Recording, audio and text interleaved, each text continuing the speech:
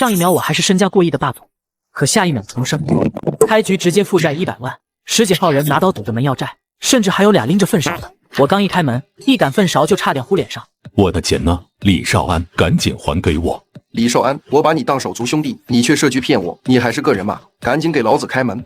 还钱！今天见不到钱，我们捅你！刚从几个亿的大项目里重生过来，就摊上这么个烂摊子，这原主真是个废物。李少安深吸一口气，打开了房门，结果10几名男女瞬间涌入。我的钱呢？赶紧还给我！赶紧还钱！今天见不到钱，我们就不走了。李少安看着疯狂的人群，连忙大喊：“大家先冷静一下，听我说好吗？你还有什么好说的？当初是你说那个项目利润高，没有任何风险，投资10万1年就能变20万，可结果呢？我们不仅1分钱没赚到，所有钱还都被人卷跑了，这根本就是一个骗局！你必须赔偿我们所有损失。”没错，赶紧赔钱！李少安看着激动不已的众人，心中忍不住叹了一口气。原主还真是一个废物啊！这么明显的庞氏骗局都能上当，自己的积蓄被人骗光不说，还连累了这么多人，真是造孽啊！但李少安还是耐心地向众人解释道：“我也不知道这是一个骗局，不仅是你们，我也被骗了10几万。我们不管你被没被骗，反正我们所有人都把钱交给了你，你必须负责。如果你今天不还钱，我们就去警察局报警，告你伙同他人诈骗，让你一辈子待在监狱。”没错，报警，必须报警！听到众人嚷嚷着要报警，李少安心中顿时一个咯噔。虽然原主也是这场庞氏骗局的受害者，但是这些人之所以会被骗，确实和原主脱不了关系。当初如果不是原主傻乎乎的轻信了自己同学的话，替他四处推销那个所谓的高利润项目，这些人也不会上当。如果闹到警察局去，原主绝对逃脱不了干系。想到这里，李少安连忙大喊道：“大家先别着急，这件事情确实是我连累了大家，请大家放心，我绝对不会逃脱责任。我在这里向大家保证，一定把所有钱1分不少的还给大家，保证大家不会有任何损失。但还请大家给我3个月的时间，3个月后，哪怕砸锅卖铁，我也一定把钱还给大家。”众人商量了一番后，对李少安说道：“好，我们给你3个月时间，3个月后你必须还清所有钱，否则我们一定报警把你抓起来。”请大家放心，我李少安说到做到，3个月后，大家绝对能1分不少的拿到自己的钱。在大家的要求下，李少安按照当初投资的金额给每个人写了一张欠条。众人拿到欠条之后，这才满意的离开。这一关总算过去了。李少安看着手中厚厚的一沓欠条，脸上忍不住露出一抹苦笑。刚刚统计了一下，这些欠条加起来居然100万。好家伙，别人重生都是锦鲤附体，一路开挂，我倒好，刚睁眼就继承了一摊烂账，直接负债100万，这开局也是没谁了。哎，该到哪去弄这100万呢？就在李少安思考着该如何在3个月内挣到100万的时候，他的脑袋突然一阵眩晕。下一刻，一行信息突然浮现在李少安的眼前。我去，这是什么玩意？李少安还以为自己出现了幻觉，用力晃了晃脑袋，然而那条信息却没有任何变化。难道这不是幻觉？接着一股陌生的信息突然涌入李少安脑海。原来这是我重生后获得的金手指渔获情报系统，每天早上6点，系统都会提供数量不等的渔获情报，帮助我赶海捕鱼。根据渔获价值的高低，渔获情报会分为5星，1星最低，5星最高。这简直天助我也！要知道09年的海鲜价格同样也不便宜，只要我好好利用这个系统，完全可以在3个月内挣到100万，还清所有债务。李少安心念一动，用意念选定那条渔获情报。下一刻，一个红色箭头顿时出现在李少安的眼前。没想到这系统这么智能，还能指引方向。与其说这是一个情报系统，还不如说是一个自动寻宝系统。李少安掏出兜里的诺基亚1110，看了看时间，现在是早上9点34分，距离情报上所说的时间只剩下不到半个小时了。李少安连忙在家里翻箱倒柜，寻找起抓青蟹的工具。就在李少安找齐时，一个杀马特造型的非主流青年突然急匆匆地推门走了进来。少兰，你没事吧？你怎么跑我这儿来了？今天没去村口斗舞？几个小卡拉米而已，还不值得我这个藏爱家族的武王亲自出手。听说那群人今天上门找你来了，怎么样？没事吧？没事，我已经搞定了，他们不会再来了。你那1万块钱，我过段时间再还你。没事，你什么时候给我都行。他从兜里掏出盒烟，给李少安递了一支烟。世界上没有什么过不去的坎，想开点，有什么需要帮忙的地方，尽管开口。你放心，我还不至于那么脆弱。对了，你来的正好，我在村子东边的红树林发现了一群青蟹，数量不少，你要不要和我一起去抓？当然去了，这种事情怎么少得了我？走走走，咱们今天争取多抓几只青蟹，晚上好好喝上一杯。两人换上了水靴，提着桶一起朝红树林滩涂赶去。小伙重生回09年，开局系统就给了他一张藏宝图，上面没标黄金，而是画了1000只螃蟹。他本以为是个恶作剧，直到他蹲进红树林，看到螃蟹像饺子一样挨个趴在泥里。我去，这么多青蟹！系统提供的情报果然给力。09年的野生青蟹虽然不像后世那样昂贵，但1斤也要40-50块钱。至于带膏的红母蟹价格更高，1斤高达70-80块钱。如果我们能抓到几十只青蟹，今天也能赚不少钱了。哈哈，少兰，咱们今天要发财了！宋天明迫不及待地朝树根中的青蟹抓去，把手套戴上，别被夹伤了。李少安连忙从水桶中取出一副棉布手套，扔给了宋天明。这片区域的青蟹个头都非常大，每一只都有1斤以上。如果不小心被它们的螯钳夹中，那可不是疼一下那么简单，搞不好整根手指都要废掉。李少安边说边穿上手套，瞅准时机，一把摁住了距离自己最近的一只青蟹。另一边的宋天明也是3两下就绑好了一只青蟹。抓完外面的青蟹，两人又挖起周围的青蟹洞来。椭圆洞，泥球星，这个洞里指定有大货。李少安举起铲子在洞口外下铲，挖至半尺深时，铁铲触到了一个硬邦邦的东西。李少安立刻掏出准备好的手电筒往里一照，立马将青蟹硬生生拽出洞穴。好家伙，起码有2斤以上。一旁的宋天明看到李少安手中的大青蟹，也忍不住惊呼一声：“我去，这么大的青蟹，你不会抓到蟹王了吧？”哈哈，看来我今天运气不错。李少安将绑好的大青蟹扔进水桶，继续在周围挖起蟹洞来。不一会儿，李少安便又从另一个蟹洞里掏出一只1斤多重的。我去，黄油蟹，哈哈，这下真的发财了。我去，你小子今天运气太好了，竟然抓到一只黄油蟹。宋天明羡慕的眼睛都红了，挥舞着铁铲，更加卖力地挖起蟹洞。哈哈，少兰，我也抓到了一只黄油蟹。只见宋天明正满脸迷雾地举着一只黄油蟹，激动地朝李少安挥手：“快，继续挖，这里肯定还有其他黄油蟹。”不一会儿，两人便又挖出了好几只黄油蟹。接着，两人挖了整整2个小时，才终于精疲力尽地停了下来，累得瘫坐在树根上。终于挖完了，咱们今天一共抓到了72只青蟹，光是里面这12只黄油蟹可就能值6、7千块钱了。我打算去码头市场租个摊位，把这些青蟹卖了。你下午有事没？没事的话，咱们一起。我下午也没什么事情，一起去吧。我还没在码头市场卖过东西呢。好，那就走吧。早点卖完，咱们也能早点收工。两人各提着一大蛇皮袋青蟹，刚走到码头，便遇到了同村的张天福。你们去红树林抓青蟹了，收获怎么样？宋天明脸上露出一抹得意的笑容。没多少，也就100-200斤罢了。张天福听到忍不住翻了一个白眼。天明，我说你吹牛也有一个限度吧，100-200斤，你咋不说自己还抓到黄油蟹了呢？哎，天福叔，你们怎么知道我们抓到黄油蟹了？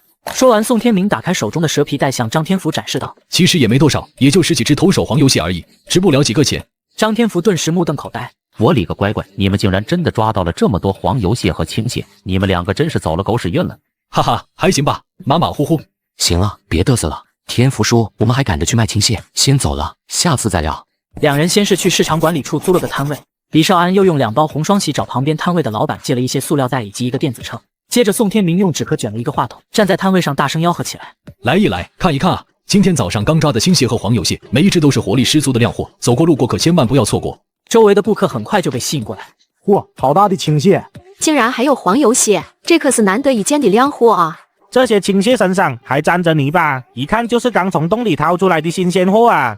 这些青蟹和黄油蟹都是我们兄弟俩今天早上刚从红树林抓的，各点各的新鲜靓货，大家如果喜欢，可千万不要错过。靓仔，这些青蟹多少钱1斤？公蟹1斤以上的65，2斤以上的85，红母蟹1斤110，黄油蟹1斤500。老板，给我把这2只公蟹装上吧。好嘞，您稍等。李少安将青蟹放在电子秤上称了一下，对大妈说道：“一共3斤4两，总共221块，您给220就行。”大妈看了一眼电子秤，爽快地掏出钱付给了李少安。就在李少安和宋天明热火朝天的招揽顾客时，一个戴着黑色墨镜、夹着棕色皮包、满脸富态的中年男子从不远处走了过来。周围的商贩顿时纷纷站起身来，热情推销起自己摊位上的海鲜。刘总，我昨天刚从海上钓到一尾3斤重的东星斑，您要不？刘总，我这里有2根野生大海参，全都是昨天刚抓到的新鲜货。刘总，我前天从海上捕捞到了10几斤老虎蟹，一直给您留着呢。当刘富贵看到李少安摊位上的青蟹和黄油蟹时，眼睛顿时一亮。哟，居然有这么多黄油蟹，这些黄油蟹怎么卖？我重生回09年第一天，就靠12只黄油蟹赚了8000块，顺手捡的15只母蟹又入账2000。大老板直接把1万现金甩我脸上，负债100万的我捡起厚厚一沓，腿一软差点就给他跪下。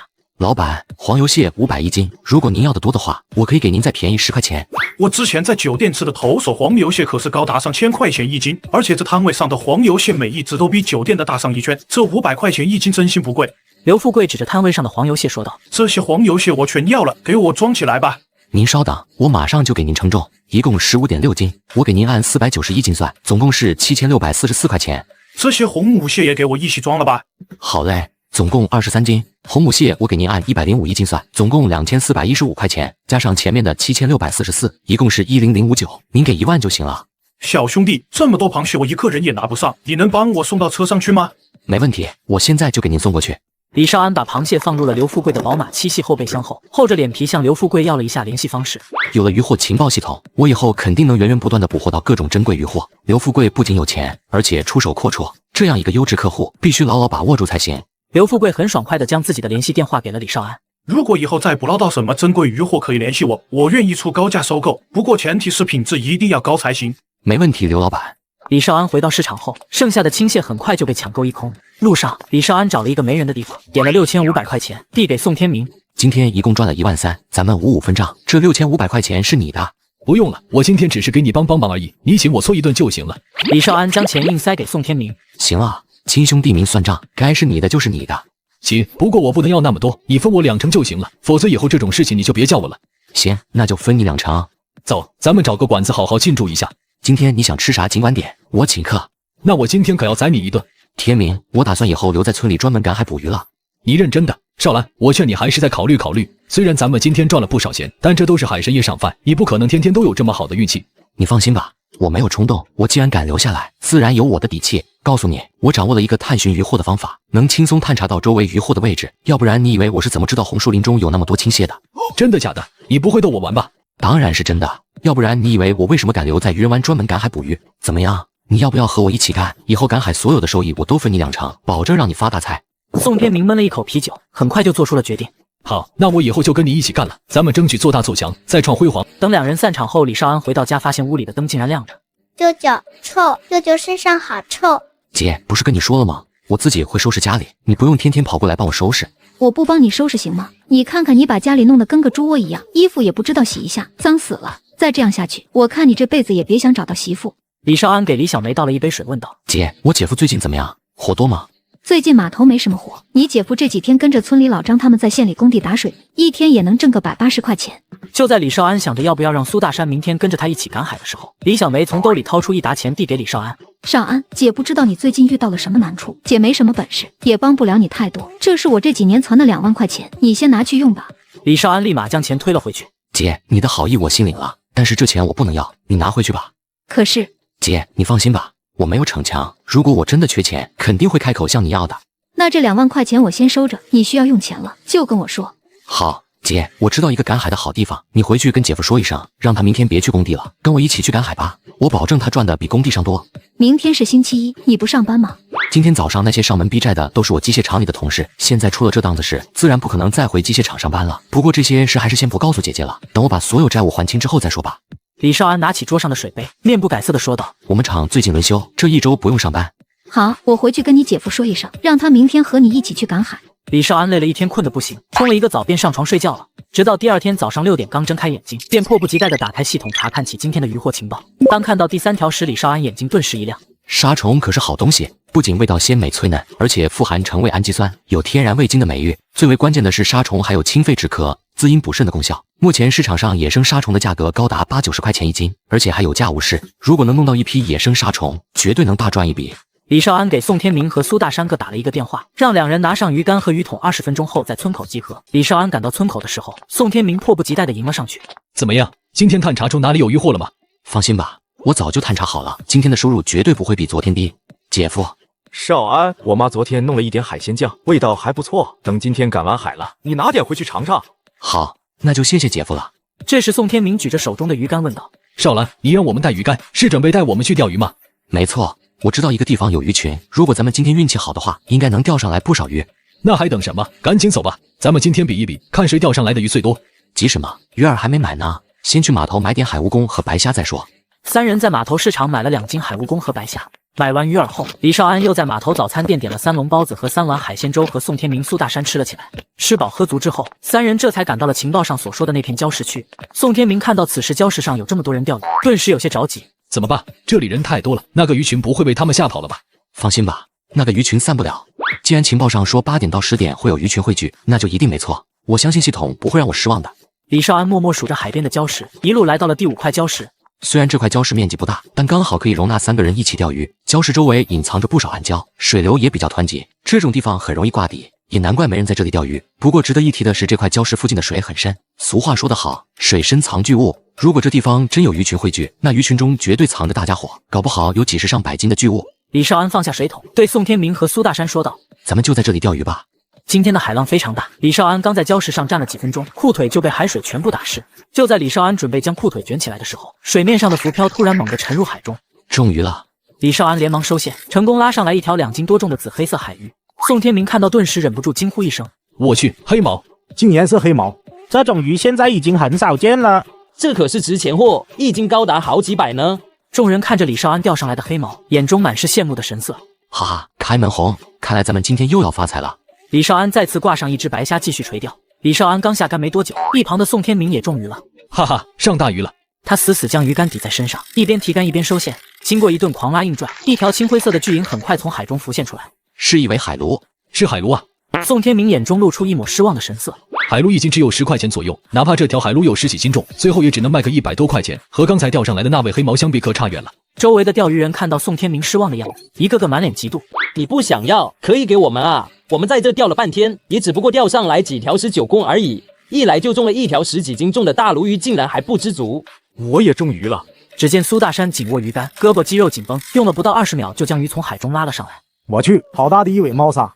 苏大山看着钓上来的猫鲨，忍不住咧嘴笑了起来。少安跟我说，今天的赶海收益分我2成，这条猫鲨最起码能卖400块钱以上，也就是说，光是这条猫鲨我就能分80块钱，快顶得上我在码头打1天零工了。周围众人看到李少安3人接连中鱼，一个个被刺激的双眼通红，疯狂甩起鱼竿也想钓上来一条大鱼。然而不管他们怎么努力，都一无所获，反倒是李少安3人像开了挂一样，经过1个多小时的狂拉，3人一共钓上来了30多条鱼。就在李少安趁着鱼群还未散去想多钓几条鱼的时候，他手中的鱼竿突然被拽成了弯月，李少安整个人一个踉跄，差点被拽入海中。我去！宋天明见李少安中了一尾巨物，连忙放下鱼竿过来帮忙。他要3礁了，快往左边带！经过10来分钟的搏斗，李少安终于成功将这条巨物拽出了礁石区的范围。此时这条巨物的力气已经消耗的差不多了。李少安抓住机会快速收线，终于成功将其拽出了水面。老虎斑，是老虎斑！这条老虎斑最起码有20-30斤，这小子这次发财了。当看到李少安钓上来的巨物，周围顿时响起一阵惊呼。苏大山拿着抄网，将水中的老虎斑抄了上来。少安，这条老虎斑应该有个28斤左右。没想到都快收干了，竟然还能钓上来这么大一条石斑鱼。就在李少安沉浸在喜悦中时，一名中年男子走到李少安身边，盯着那条老虎斑问道：“兄弟，这条老虎斑能卖给我吗？”大哥，这条老虎斑可不便宜，你确定要吗？你开个价，只要价格合适，我就要了。李少安见中年男子不像是开玩笑的样子，想了想说道：“目前市场上野生老虎斑一斤大概150块钱，我这条老虎斑有20多斤，价格肯定要比一般老虎斑贵上一点。如果你诚心想要，我给你181斤，如何？”听到李少安的报价，中年男子意外的笑了。本以为他会狮子大开口，开价200以上的，没想到居然只要180。好，那就180，这条老虎斑我要了。李少安当即向周围的钓鱼佬借了一个手提式弹簧秤，当场称了一下重量，28.3斤重，180一斤的话，算下来就是5094块钱。中年男子直接来了一个反向抹零，这是5100块，不用找了。不过10点，李少安3人的上鱼速度便瞬间戛然而止，10几分钟也没能钓上来一条鱼。李少安见状，果断提起鱼竿，鱼群散了，咱们收竿卖鱼去吧。好，3人来到码头市场后，依然是租了一个临时摊位，卖起了今天的鱼货。宋天明依旧主力吆喝，苏大山在一旁称重收钱。李少安也没有闲着，他将鸡尾珍贵的鱼货单独挑了出来，给刘富贵打了一个电话。李老弟，今天又捞到什么好货了吗？刘总，我今天赶海钓到了2条野生老鼠斑，每一条都是2斤左右的靓货，不知道您感兴趣不？老鼠斑啊，那确实是靓货，不过我今天没时间去市场啊。不用您来市场，如果您想要的话，我可以亲自把鱼给您送到家里。行，那你给我送过来吧，我也不让你白跑。这2条老鼠斑我给你500一斤。那就多谢刘总了。李少安仅用了1个小时便赶到了刘富贵居住的金海1号小区。李少安在小区门口给刘富贵打了一个电话，很快刘富贵便走了出来。李老弟，你速度挺快啊，这么快就给我送过来了。哈哈，这不是快中午了吗？早点送到，您也可以早点下厨嘛。听说您的厨艺比那些5星级酒店的大厨还要厉害，这2条老鼠斑能落在您的手中，也算是他们的荣幸。李老弟，不是哥哥我跟你吹，老哥我的厨艺那是杠杠的，那些5星级酒店的厨师和我根本没法比。等哪天有时间了，我亲自下厨做几个菜让你尝尝，保证让你吃了还想再吃。那感情好啊，刘总。其实我平时也喜欢下厨，但总觉得差了点火候，到时候正好跟您取经，您可得不吝赐教，让我也学学真本事。没问题，到时候哥哥我一定教你几个拿手菜。在李少安的刻意吹捧下，刘富贵对李少安的好感度蹭蹭上涨，最后连那2条老鼠斑看都没看，便直接把钱给了李少安。2条老鼠斑1950块钱，加上先前那条28斤的老虎斑，仅这2条鱼就赚了7000块钱。要知道这才是第1条情报而已，还有一个3星情报没用呢。想到晚上的情报，李少安连忙向刘富贵询问道：“刘总，您要野生杀虫吗？我今天晚上能搞到一些野生杀虫，如果您要的话，我可以给您留点。”野生杀虫，李老弟，只要你能弄来野生杀虫，我全都包了。价格你放心，只要品质好，我按最高价收购，绝对不会让你吃亏。那您等我消息，如果顺利的话，我明天早上就能给您拉来。呵，那我等你电话。等李少安三人卖完鱼以后，已经是下午2点多了。三人在码头找了一个小馆子，美美的吃了一顿。最值钱的老虎斑和老鼠斑一共卖了7000块钱，200多斤杂鱼也卖了4000块钱，按照约定，每人2200块钱。哈哈，一天2000块，这生活真是美滋滋啊！宋天明接过李少安递过来的钱，眉开眼笑的数了起来。加上昨天的2600，我这2天已经赚了快5000块钱了。现在就算李少安让我回去上班，我也不去了。苏大山看着李少安递过来的2200块钱，忍不住咽了一口口水。少安，这太多了。姐夫，拿着吧，这些钱都是你应得的。宋天明拍了拍苏大山的肩膀，笑着说道：“大山哥，你就拿着吧，没有你，我们今天也赚不了这么多钱。”在李少安和宋天明的劝说下，苏大山终于接过了那2200块钱。少安，谢谢你。吃饱喝足之后，宋天明瘫在椅子上问道：“少安，咱们下午还赶海不？不去的话，我就去隔壁村斗舞去了。”李少安闻言，额头顿时浮现出一抹黑线，忍不住吐槽道：“我说你都22了，还整天跟着一群小屁孩瞎混，你不嫌丢人吗？”你懂什么？这叫街舞，现在最流行的东西。李少安扶额无奈地叹了一口气。算了，实在说不动宋天明这个大潮吧，等10几年后，他就知道自己现在有多尬了。下午不赶海了，你想去就去吧。不过咱们晚上还要出去赶海，你可别误了时间。咱们晚上去哪赶海？到时候你们就知道了。我可以告诉你们，晚上的收获肯定比今天早上更多。我的个乖乖，今天早上已经赚了2000多，如果晚上再来一波，那我今天的收入岂不是能达到5、6千？想到这里，宋天明拍着胸脯保证道：“放心，到时候我一定准时到，绝对不会耽误时间。我都听你的安排。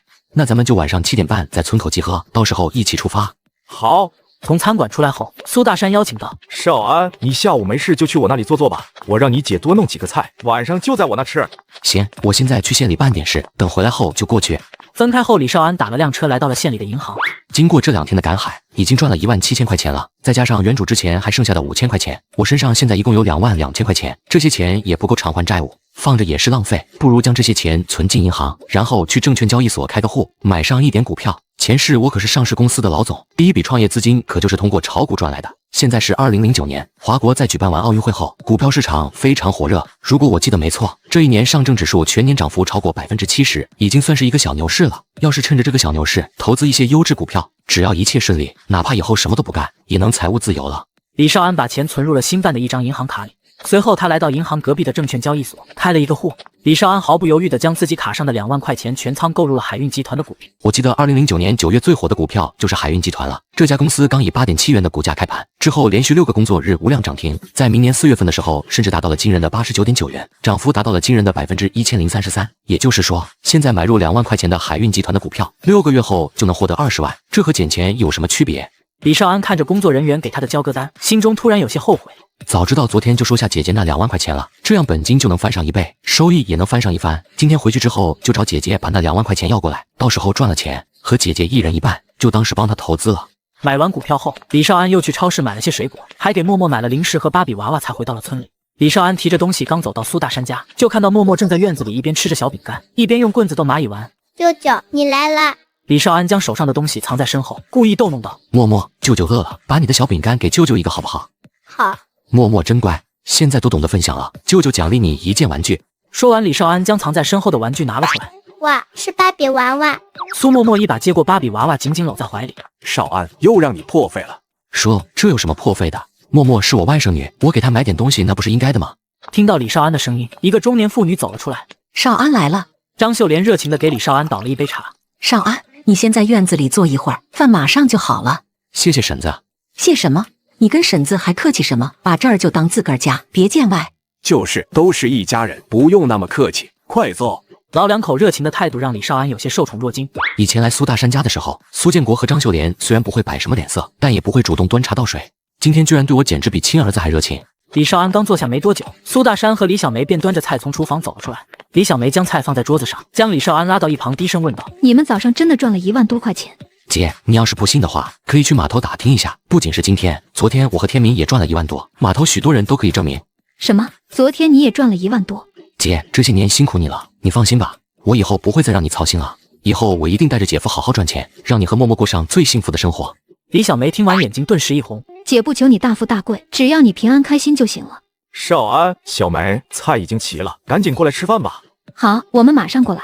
李小梅抹了抹眼角的泪水，连忙拉着李少安一起入座。吃完晚饭之后，李少安和苏大山提着准备好的赶海工具前往村口和宋天明会合。在李少安的带领下，三人来到了白沙村东边的一片海滩。宋天明看着周围荒芜的海滩，好奇地问道：“少兰，这地方鸟不拉屎的，看着也没什么好东西啊，你带我们来这里干嘛？”马上你就知道了。李少安带上头灯，拿着铲子开始在海滩上搜寻起来。找到了。李少安拿起铲子，撬起沙桶，迅速捏住跑出来的沙虫。沙虫，少兰，这里是不是有很多沙虫？没错，我今天就是专门带你们过来挖沙虫的。这片区域有不少野生沙虫，我已经联系到了卖家，不管咱们挖多少沙虫，人家都高价收购。听到李少安连卖家都找好了，宋天明和苏大山立刻仔细搜寻起周围的沙虫洞。不一会儿，海滩上便响起宋天明和苏大山惊喜的声音：“我这边有好多沙虫洞。”我这边也是。天哪，这地方怎么会有这么多沙虫？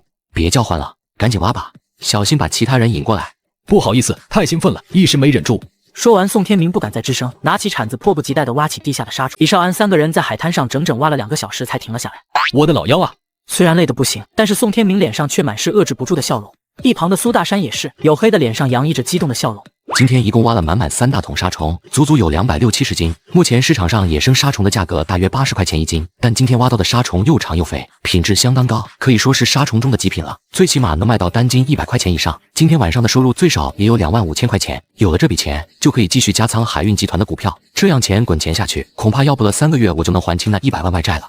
3人就地休息了一会儿后，这才提着沙虫回家。刚走到村口，便遇到了村里的黄有发父子。天明哥，你们也出来赶海啊？海平，看你这高兴的样子，今天收获不小，抓到什么好东西了？也没啥，就抓了10几斤青蟹而已。你们竟然抓到了10几斤青蟹，真是厉害啊！天明哥，你们今天抓到了什么？有青蟹吗？青蟹我们倒是没抓到，不过挖了200多斤沙虫。什么？200多斤沙虫？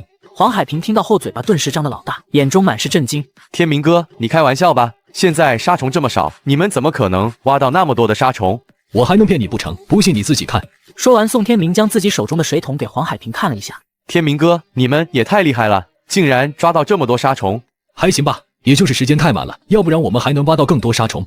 听到宋天明的话，一旁的黄有发立刻笑容满面的给李少安3人递了一根烟。天明，咱们都是一个村的，你跟叔说说你们在哪儿挖的沙虫呗，叔改天请你们吃饭。这宋天明一脸为难，没想到黄有发竟然会打听挖沙虫的地点，这可是一件很犯忌讳的事情。每个渔民都有自己的秘密赶海点，没有人愿意把自己的资源分享给别人。有发叔，我们是在村子东边2公里外的滩涂上挖到的，不过那个地方的沙虫都已经被我们挖得差不多了，你们就算去了，恐怕也挖不到几只。没事，我们就是去碰碰运气，挖不到也没关系。说完，黄有发拉着黄海平急匆匆地朝着李少安所说的地方赶去。等到黄有发父子离开之后，宋天明一脸歉意地对李少安说道：“少安，对不起，都怪我嘴上没个把门的，把你的赶海地点给泄露了。”没事，那个地方本来就没有沙虫了，就算告诉黄有发他们也没事。我可不像其他渔民有自己的固定赶海点，我所有的资源都来自系统提供的情报，我自己都不知道明天的赶海点在什么地方，就算泄露出去也无所谓。李少安回到家之后，和宋天明、苏大山一起将所有沙虫倒入大水缸里清洗起来。3人忙到凌晨12点，才终于将所有沙虫处理好。天明，明天早上你去市场买几个泡沫保温盒，将这些沙虫打包装起来，到时候咱们一起送到市里卖给刘总。好，我明天一早就去。行，今天就这样吧，大家早点回去休息，明天早上咱们在这里集合。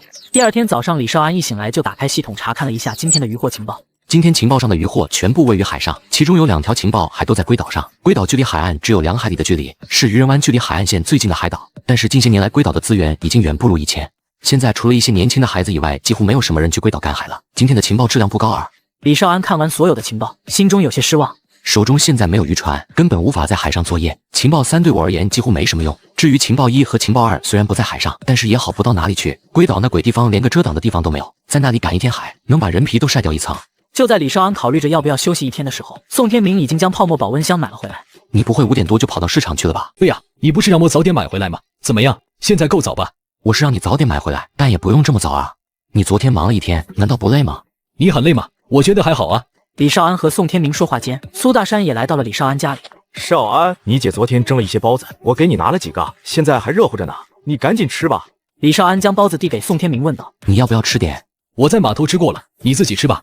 说完，宋天明招呼苏大山一起将水缸里的沙虫捞出来，装入了泡沫保温盒中。等他们抵达金海1号小区后，李少安将5盒泡沫盒的沙虫搬下车，给刘富贵打了一个电话。很快，刘富贵就和一个中年男子从小区中走了出来。李老弟，你终于来了，怎么样？弄到沙虫了吗？刘总，幸不如命，我们兄弟3个昨天忙活了1个晚上，总算成功搞到了一批野生沙虫。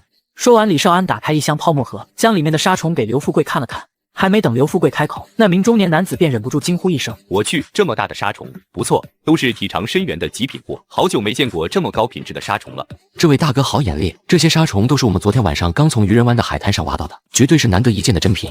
小兄弟挺有本事啊，这样的极品杀虫都能搞到。李老弟，我给你介绍一下，这位是万福大酒楼的老板张天群张总，他今天刚好过来找我，听说你给我弄了一批野生杀虫，过来凑凑热闹。原来是张总，久仰久仰。李少安眼睛一亮，热情地和张天群握了握手。李老弟，你一共弄了多少斤杀虫？加上这4个泡沫盒中的杀虫，一共258斤。这么多，李老弟，这些杀虫我很满意。我问过老张了，目前市场上野生杀虫大概80-90块钱一斤，你这些杀虫的品质比一般野生杀虫高了不少，我给你120块钱一斤，你看如何？没问题，就按刘总您说的价格。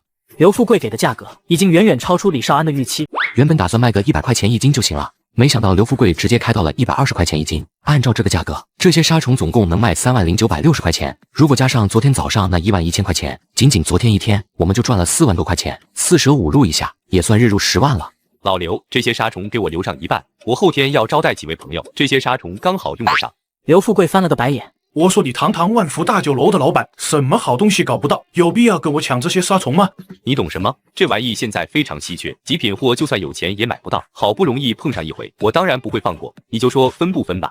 好，分你一半。早知道今天就不带你过来了。嘿嘿，我就知道你老刘不会小气。你放心，我不白要你的杀虫，等哪天有空，我带你去个好地方，让你好好体验一下杀虫的功效。这可是你说的，咱们一言为定。说完，刘富贵转头对李少安说道：“李老弟，麻烦你把这些杀虫分成2份，一份给我，另一份帮忙送到万福大酒楼去。”没问题。李少安把他那份杀虫送到家后，对刘富贵说道：“刘总，那我们就先走了。如果以后再有什么好东西，我再联系你。”我还是那句话，不管什么东西，只要品质好，价格不是问题。明白。就在李少安准备离开的时候，张天群突然叫住李少安，将自己的名片递了过去。李老弟，这是我的名片，如果你以后捕捞到什么好东西，也可以联系我。我的酒楼专门做高档海鲜生意，只要货好，哪怕你有几千斤，我也吃得下。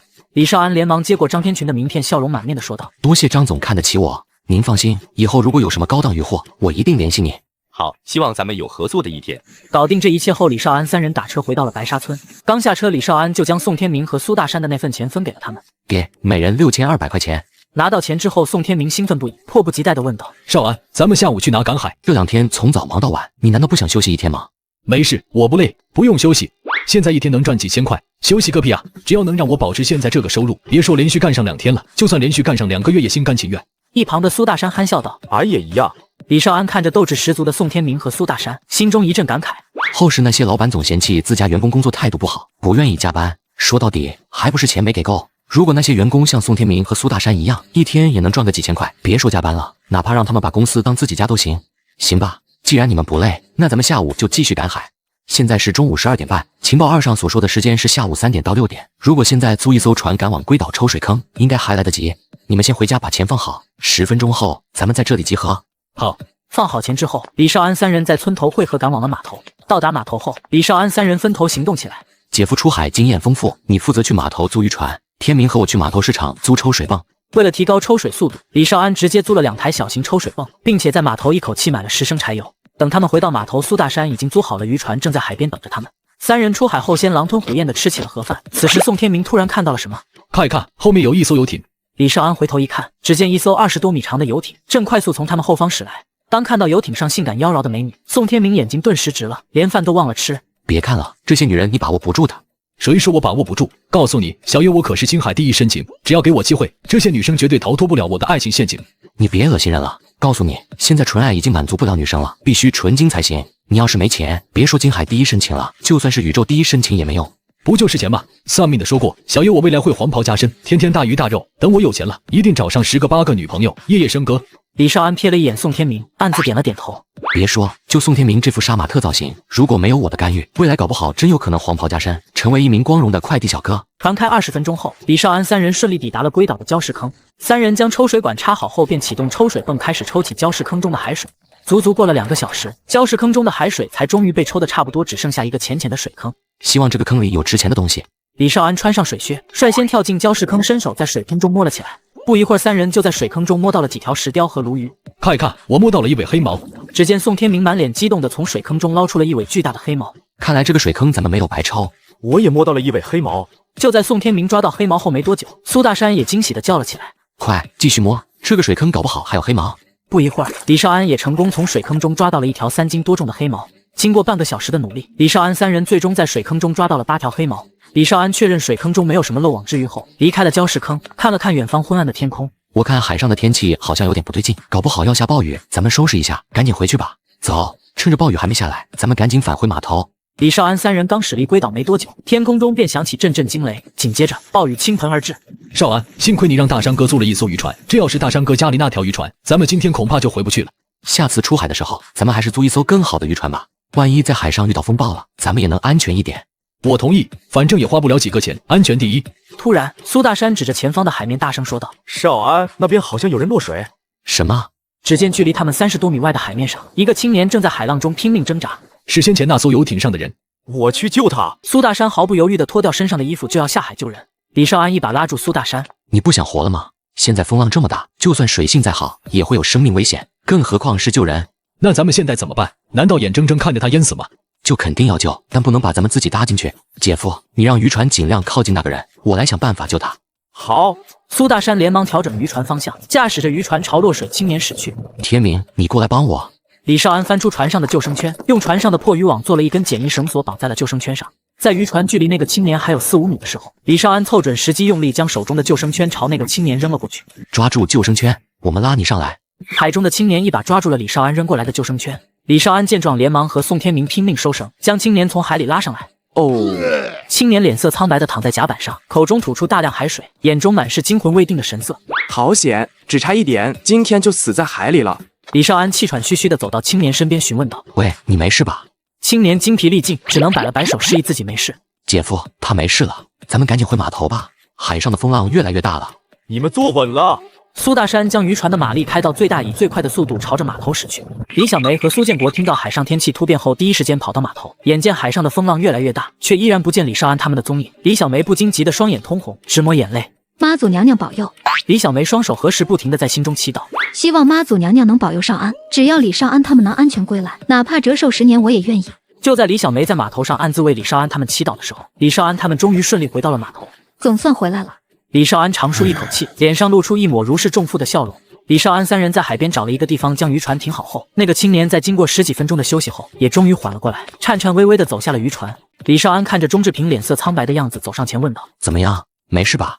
钟志平摆了摆手，脸上露出一抹勉强的笑容：“李哥，我没事，这次多亏了你们出手相救，否则我就回不来了。”不用客气，落水必就是我们渔民的规矩，换成其他渔民也一定会救你的。李哥，我不懂你们渔民的规矩，我只知道是你们在我最绝望的时候将我从死亡边缘拉了回来，你们就是我的救命恩人。李少安看着钟志平的眼神微微一笑，就凭钟志平这番话，我们今天也算没白救人。少安，大山。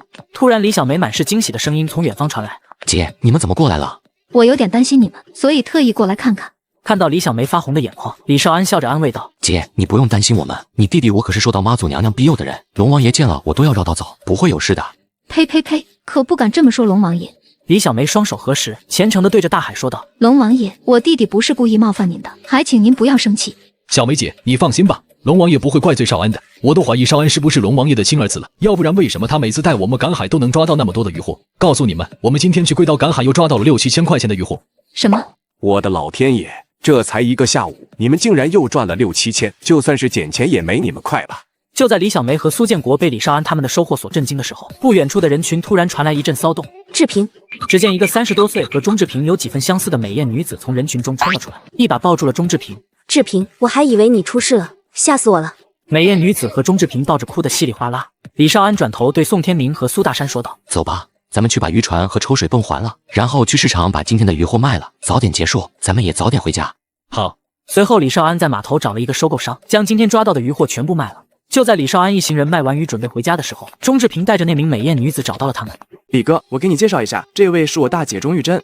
钟志平拉着李少安的胳膊，神情郑重地向美艳女子介绍道：“大姐，这位就是李少安，李哥。先前就是李哥和他的2个朋友在海上救了我，如果不是他们，我现在恐怕已经死在海里了。”钟玉珍朝着李少安深鞠了一躬：“李先生，多谢你们救了我弟弟。”钟小姐客气了，这都是我们应该做的。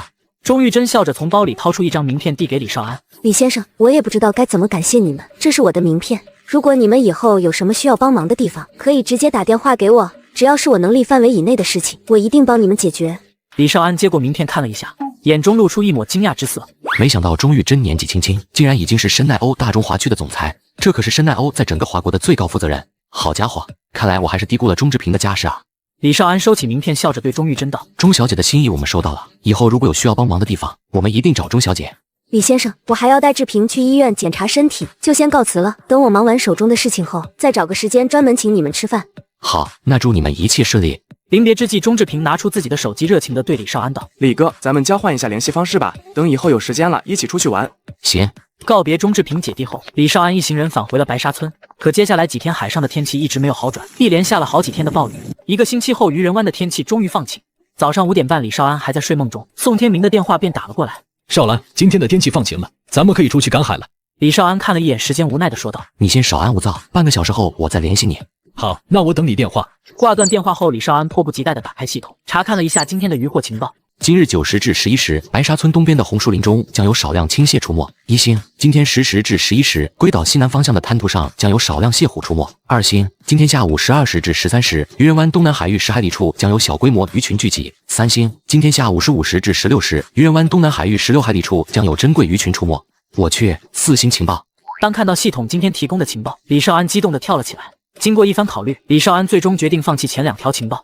前2条情报的渔获价值比较低，而且位置和后2条情报冲突，还是不在这2条情报上花费太大的精力了。而情报3和情报4都在同一个海域，互相之间的距离非常近。如果一切顺利，完全可以将这2个情报上的鱼群一网打尽。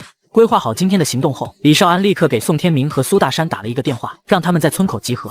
今天渔人湾的温度将达到35度以上，海上的温度估计更高。如果不做好防晒，估计今天一天下来，全身都得被晒得脱上一层皮。先去把买的防晒衣、防晒霜和墨镜、手套收拾一下，放在包里。收拾好东西后，李少安来到村口时，宋天明和苏大山已经到了。少兰，咱们今天去哪赶海？今天咱们不赶海了，出海捕鱼。那岂不是又要租船？没错，姐夫，你知道码头有那种带冰舱的小渔船出租吗？不需要多大，能放个1800斤的渔获就行。这我还真不清楚，一般只有那种10几米以上的渔船才会配备冰舱，普通的小渔船基本上都没有，得找个老板问一问。行，那咱们就先去码头问一问。今天天气太热，必须弄个冰舱才行，要不然就算捞到什么好货，回来也臭了。在苏大山的带领下，李少安找到了码头最大的渔船出租商，对方还真给李少安提供了一艘符合他要求的渔船。不过由于带有冰舱，这艘渔船的租费比同等渔船高了不少，才一天800块钱，根本不是事，随便捞条鱼就赚回来了。李少安和苏大山将渔船上下仔细检查了一遍，确认没有任何问题后，当场就租了下来。姐夫，你去码头把渔船的油加满，我和天明去码头市场的渔具店买几张渔网。买完东西回到码头时，苏大山已经把渔船的油加满了。就在3人往船上搬着东西的时候，一阵噼里啪啦的鞭炮声从不远处传来。只见一艘20多米长的钢制渔船缓缓驶入了码头。宋天明走到李少安身边，酸溜溜地说道：“这艘渔船是夏愣子家新买的渔船，据说花了50-60万呢。原来这就是夏德海家买的新渔船啊！”李少安、宋天明。李少安抬头一看，一个20多岁的非主流青年正站在新渔船的船头，得意洋洋地朝他们挥手。宋天明看着洋洋得意的夏德海，不屑地说道：“不就是一艘新渔船吗？有什么好得意的？等小爷有钱了，一定整艘更大的。”怎么羡慕了？开什么玩笑，我会羡慕他？别气了，如果捕捞不到渔获，船再大也是白费。咱们今天捞网大的，气死他们！没错，听说他们家的船今天也要出海捕鱼，咱们多弄点渔获，争取超过他们。放心吧，有我在，咱们绝对能超过他们。接着，李少安3人发动渔船朝着渔人湾东南海域驶去。掌舵的苏大山看到眼前明媚的景色，忍不住低声念叨：“真是个好天气，今天一定能满载而归。”虽然现在才早上10点，但是天上的太阳已经非常毒了。李少安打开随身携带的背包，穿上防晒服，戴上遮阳帽和墨镜，拿出防晒霜在身上涂抹起来。少兰，你怎么连防晒霜都整上了？这可是娘们才用的东西。等你晒得皮开肉绽的时候，就知道我为什么涂防晒霜了。宋天明看了看天空火辣的太阳，舔着脸凑到李少安身边：“给我也用点呗。”李少安瞥了一眼宋天明，将手中的防晒霜扔给他：“省着点用，反正你皮厚，少涂点也没关系。”宋天明一边涂一边对苏大山问道：“大山哥，你要不要也涂点？”“不用了，我的皮肤早就适应这种天气了。”李少安和宋天明涂完防晒霜后，来到船尾取出海竿，挂上白虾，开始脱钓起来。然而2人钓了半个小时，也没有任何动静。怎么一条鱼也没有？别着急，钓鱼讲究的就是一个耐心，慢慢来，说不定咱们马上就能中鱼了。没想到话音刚落，他手中的鱼竿便猛然弯成满月，竿尖几乎要扎进水里。卧槽，真中鱼了！宋天明眼睛瞬间瞪得老大。好家伙，李少安真不是龙王爷的亲儿子吗？他刚说中鱼马上就上鱼了，简直是言出法随。李少安连忙竖起鱼竿收线，宋天明急忙趴在船尾朝海里看去。马鲛，是一尾大马鲛，李少安咬着牙，一边疯狂提杆，一边快速收线。就这样来回拉扯了20分钟，水下的马鲛终于精疲力竭被拖到了船边。宋天明抄起大号抄网，瞅准时机往鱼身下一兜，成功将马鲛抄入了网中。巨大的马鲛砸在船板上，仿佛一头肥硕的小猪。我的个乖乖，这条马鲛少说的有50-60斤吧？李少安看着船上的大马鲛，脸上忍不住露出一抹笑容。马鲛的价格并不贵，1斤只有20块钱左右，但是其体型很大，也能值不少钱。眼前这条马鲛足足有50-60斤重，最少能卖个1000多块钱，也算是一个不错的收获了。等到中午11点半，李少安他们终于到达了情报3所说的海域。现在距离鱼群出现还有半个小时，姐夫，我们把船停好，然后一人拿着一张渔网，先在海上练练。很快时间便来到了中午12点，李少安指挥苏大山将渔船开到鱼群上方，对宋天明说道：“就在这里撒网，我感觉这里应该有鱼群。”好，我来第一网。宋天明立马将手中的渔网抛出去，等到铅坠带着渔网完全沉入海中之后，才开始慢慢向上拉网。有鱼！宋天明使劲拽着网绳往上拉，等渔网的边缘露出水面时，大量银色的海鱼在网兜中疯狂扑腾。白鲳，是大白鲳！当看到这么多大白鲳，宋天明顿时激动得满脸潮红，嗷嗷大叫起来。哈哈，今天又要发财了！趁着宋天明解鱼的功夫，李少安和苏大山也拿着渔网来到船边撒了一网。很快，李少安和苏大山也成功拉上来满满一网都白鲳。看来咱们这一次真的遇到鱼群了。快，趁着鱼群还没有散，咱们多撒几网。宋天明将网兜中的白鲳捡干净后，迫不及待地跑到船边再次撒了一网。接下来的时间，李少安3人开始了撒网捡鱼入仓的重复操作，每一网下去，他们都能捕获到不少大白鲳。没想到同等级情报之间的渔获价值竟然相差这么大。截至目前为止，一共完成了3次3星情报。第一个3星情报抓到了200多斤青蟹和黄油蟹，一共卖了13000多块钱。第二个3星情报挖到了300多斤沙虫，一共卖了31000块钱。第三个3星情报就是这一次了，估计最后的收入应该不低于6万。从这3条3星情报的实际价值就可以看出，相同等级的情报渔获价值并不相同，而是会根据渔获的种类以及实际情况而发生变化。比如海中的情报渔获价值就比岸上的情报高得多，这也意味着如果想赚到更多的钱，必须尽快拥有自己的渔船，出海捕鱼才行，只有这样才能将情报的价值发挥到最大。1个小时的高强度劳作让李少安3人累得不行。哈哈，这次咱们捕捞到的渔获肯定能超过夏愣子他们。李少安看着宋天明兴奋的样子笑道：“怎么，这样你就满足了？难道这里还有别的鱼群？这才只是一个开始而已，等一会儿才是真正的大餐。你放心，今天我一定会让你成为渔人湾最靓的仔。”听到李少安的话，宋天明顿时热血沸腾，站起身来激动地说道：“少兰，我这100多斤今天就交给你了，你说咋干我就咋干。”行了，先休息，时间还早着呢。等养足精神后，咱们再开始干活。姐夫，你把船往这个区域开，等会咱们在那里捕鱼。趁着赶路的功夫，李少安拿出今天早上在码头买的食物和水，和2人一起吃了起来。李少安3人你一口我一口，很快就将100多块钱的卤肉全部消灭干净。太少了，要是再来上一瓶冰啤酒就好了。今天晚上回去后，咱们在码头找个馆子好好搓上一顿，就当是庆祝今天的收获了。没问题，到时候我请客，你们想吃啥随便点。这可是你说的，到时候你可不要心疼。尽管的，能吃穷我算你们厉害。李少安3人吃完饭后，渔船也顺利抵达了渔获4所在的区域。少兰，咱们什么时候下网？不着急，我先看看。李少安点击情报查看了一下系统指示的方向，只见情报上所说的鱼群现在正位于他们几百米远的地方。姐夫，把船往那个地方开。好。很快渔船就到达了鱼群的上方。李少安走到船边，确定鱼群的位置后，将手中的渔网用力抛了过去。等了半分钟，便开始快速收网。随着渔网收拢在一起，李少安顿时感觉到一股强大的冲力从手中的网绳上传来。好重！这一网鱼给我的感觉比先前那些大白鲳还重，最起码有个200-300斤。难道捕捞到什么大货了？这网鱼有点重，快帮我一起拉！宋天明和苏大山闻言连忙扔下手中的渔网，帮着他一起拉网。只见巨大的网兜之中装着满满一网兜的金色小鱼。小黄鱼？这不是小黄鱼，是梅童鱼啊！这不是小黄鱼吗？小黄鱼要比这大一些。听完苏大山的话，宋天明一脸失望，还以为这次要发大财了，没想到竟然空欢喜一场。李少安眉头一皱，心中有些疑惑。系统不是说这个鱼群的渔获价值高达4星吗？这些梅童鱼看着也不像啊，难道系统搞错了？李少安奋力将网兜拉上船，解开后，只见大量的梅童鱼从网兜中倾泻而出，瞬间铺满周围的甲板。3人惊讶地发现，这些梅童鱼中竟然夹杂着几十尾金灿灿的大鱼。是大黄鱼！哈哈哈，竟然是大黄鱼！这下咱们要发财了。宋天明捡起甲板上金灿灿的大黄鱼，激动地大笑起来。快继续下网，咱们可能遇到大黄鱼鱼群了。我就说这些梅童鱼怎么可能价值4星？原来其内部混合着大黄鱼鱼群。天明，你将网兜中的大黄鱼挑出来，放入冰仓冷藏。这次小心一点，千万别坏了这些大黄鱼的品相。宋天明连忙拿出鱼筐，将甲板上的大黄鱼分拣出来，第一时间送入冰仓冷藏。李少安拿起另一张渔网，对苏大山道：“姐夫，等会儿我来撒网，你帮我拉网，咱们俩一起配合。”好。李少安确认好鱼群位置后，再次撒了一网。1、2、3，拉！李少安和苏大山拽着网绳费了9牛2虎之力，终于将网兜拉了上来。大量的梅童鱼混杂着大黄鱼出现在甲板上。李少安和苏大山将网都交给宋天明后，又马不停蹄拿起另一张渔网撒了出去，直到海中的鱼群彻底消散，三人才终于停了下来。累死我了！李少安三人瘫倒在甲板上，一个个脸上满是疲惫的神色。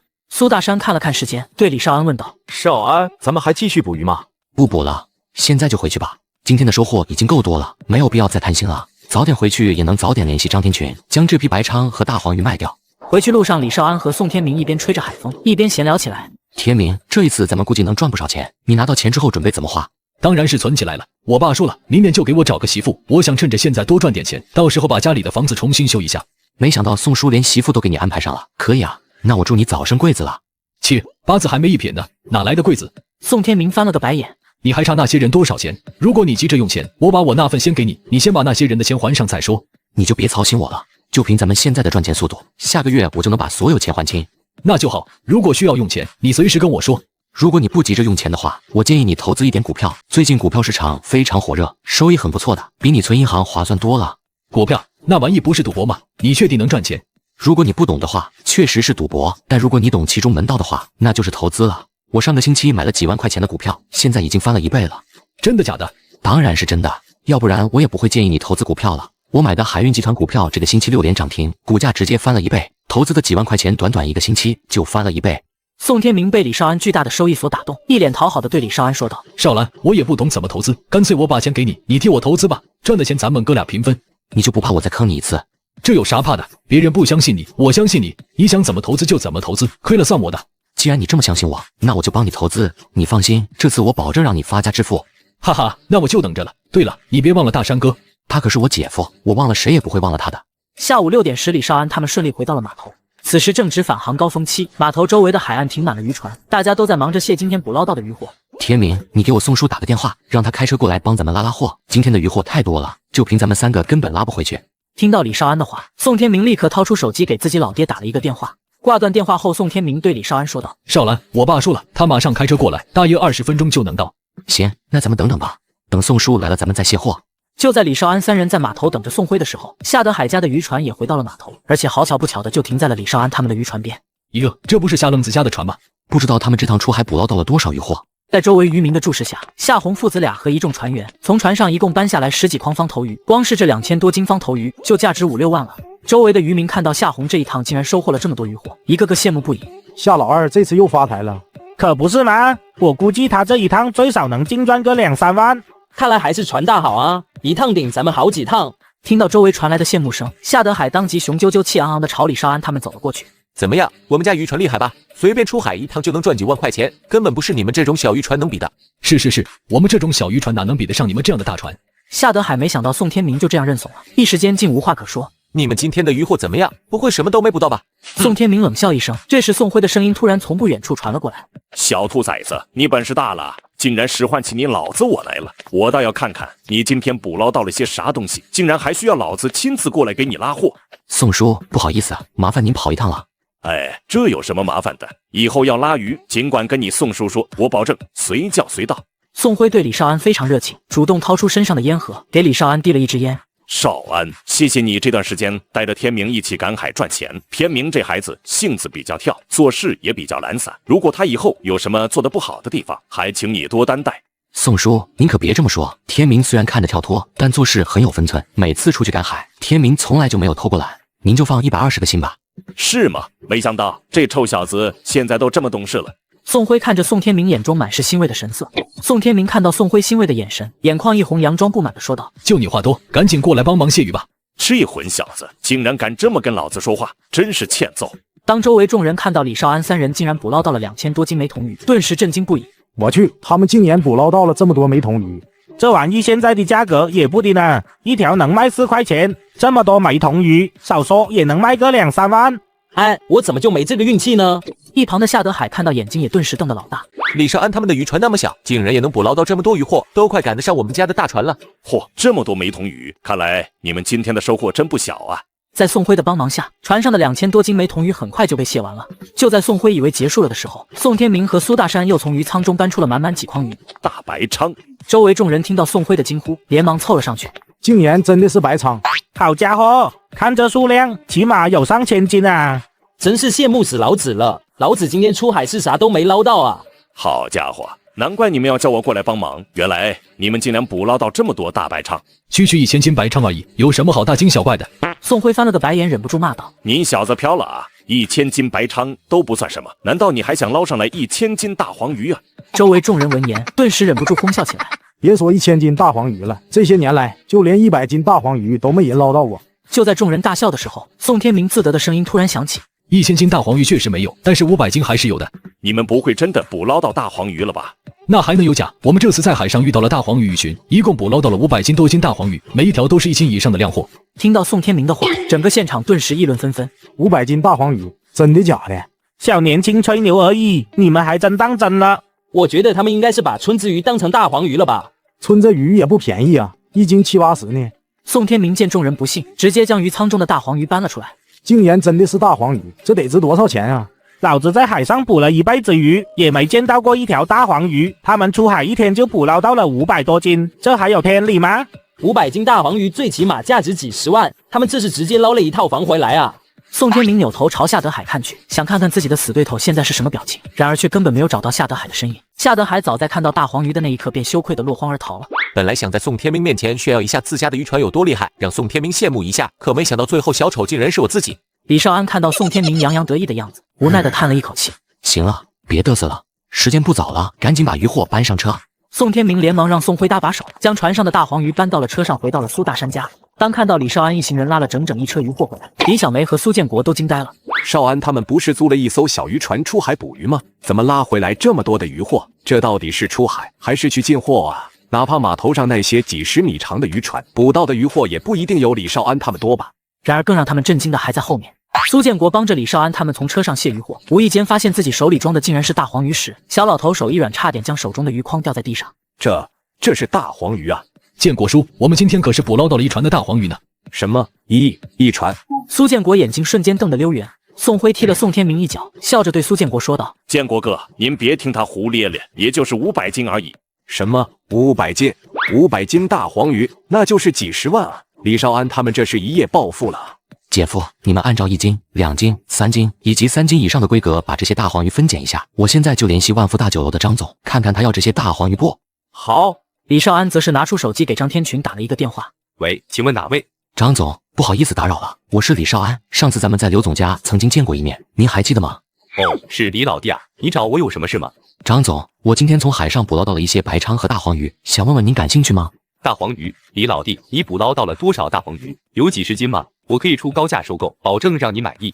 最近正四处搜寻野生大黄鱼呢，没想到李少安竟然主动送上门来，这不是正打瞌睡就有人送枕头吗？感受到张天群的激动，李少安笑着说道：“张总，我这次一共捕捞到了500多斤野生大黄鱼，全都是1斤以上的靓货。”你说多少？500斤？没错，500斤。张总，这么多大黄鱼，您吃得下吗？废话，区500斤大黄鱼而已，你看不起谁呢？我告诉你，以后你捕捞到大黄鱼，尽管往我这里送，哪怕你弄到1万斤，我也吃得下。张总，除了野生大黄鱼以外，我还捕捞到了1000多斤大白鲳，这个不知道您收不收？大白鲳啊！提到大白鲳，张天群的兴趣明显淡了许多。你捕捞的这批大白鲳品质怎么样？全都是1等1的极品货。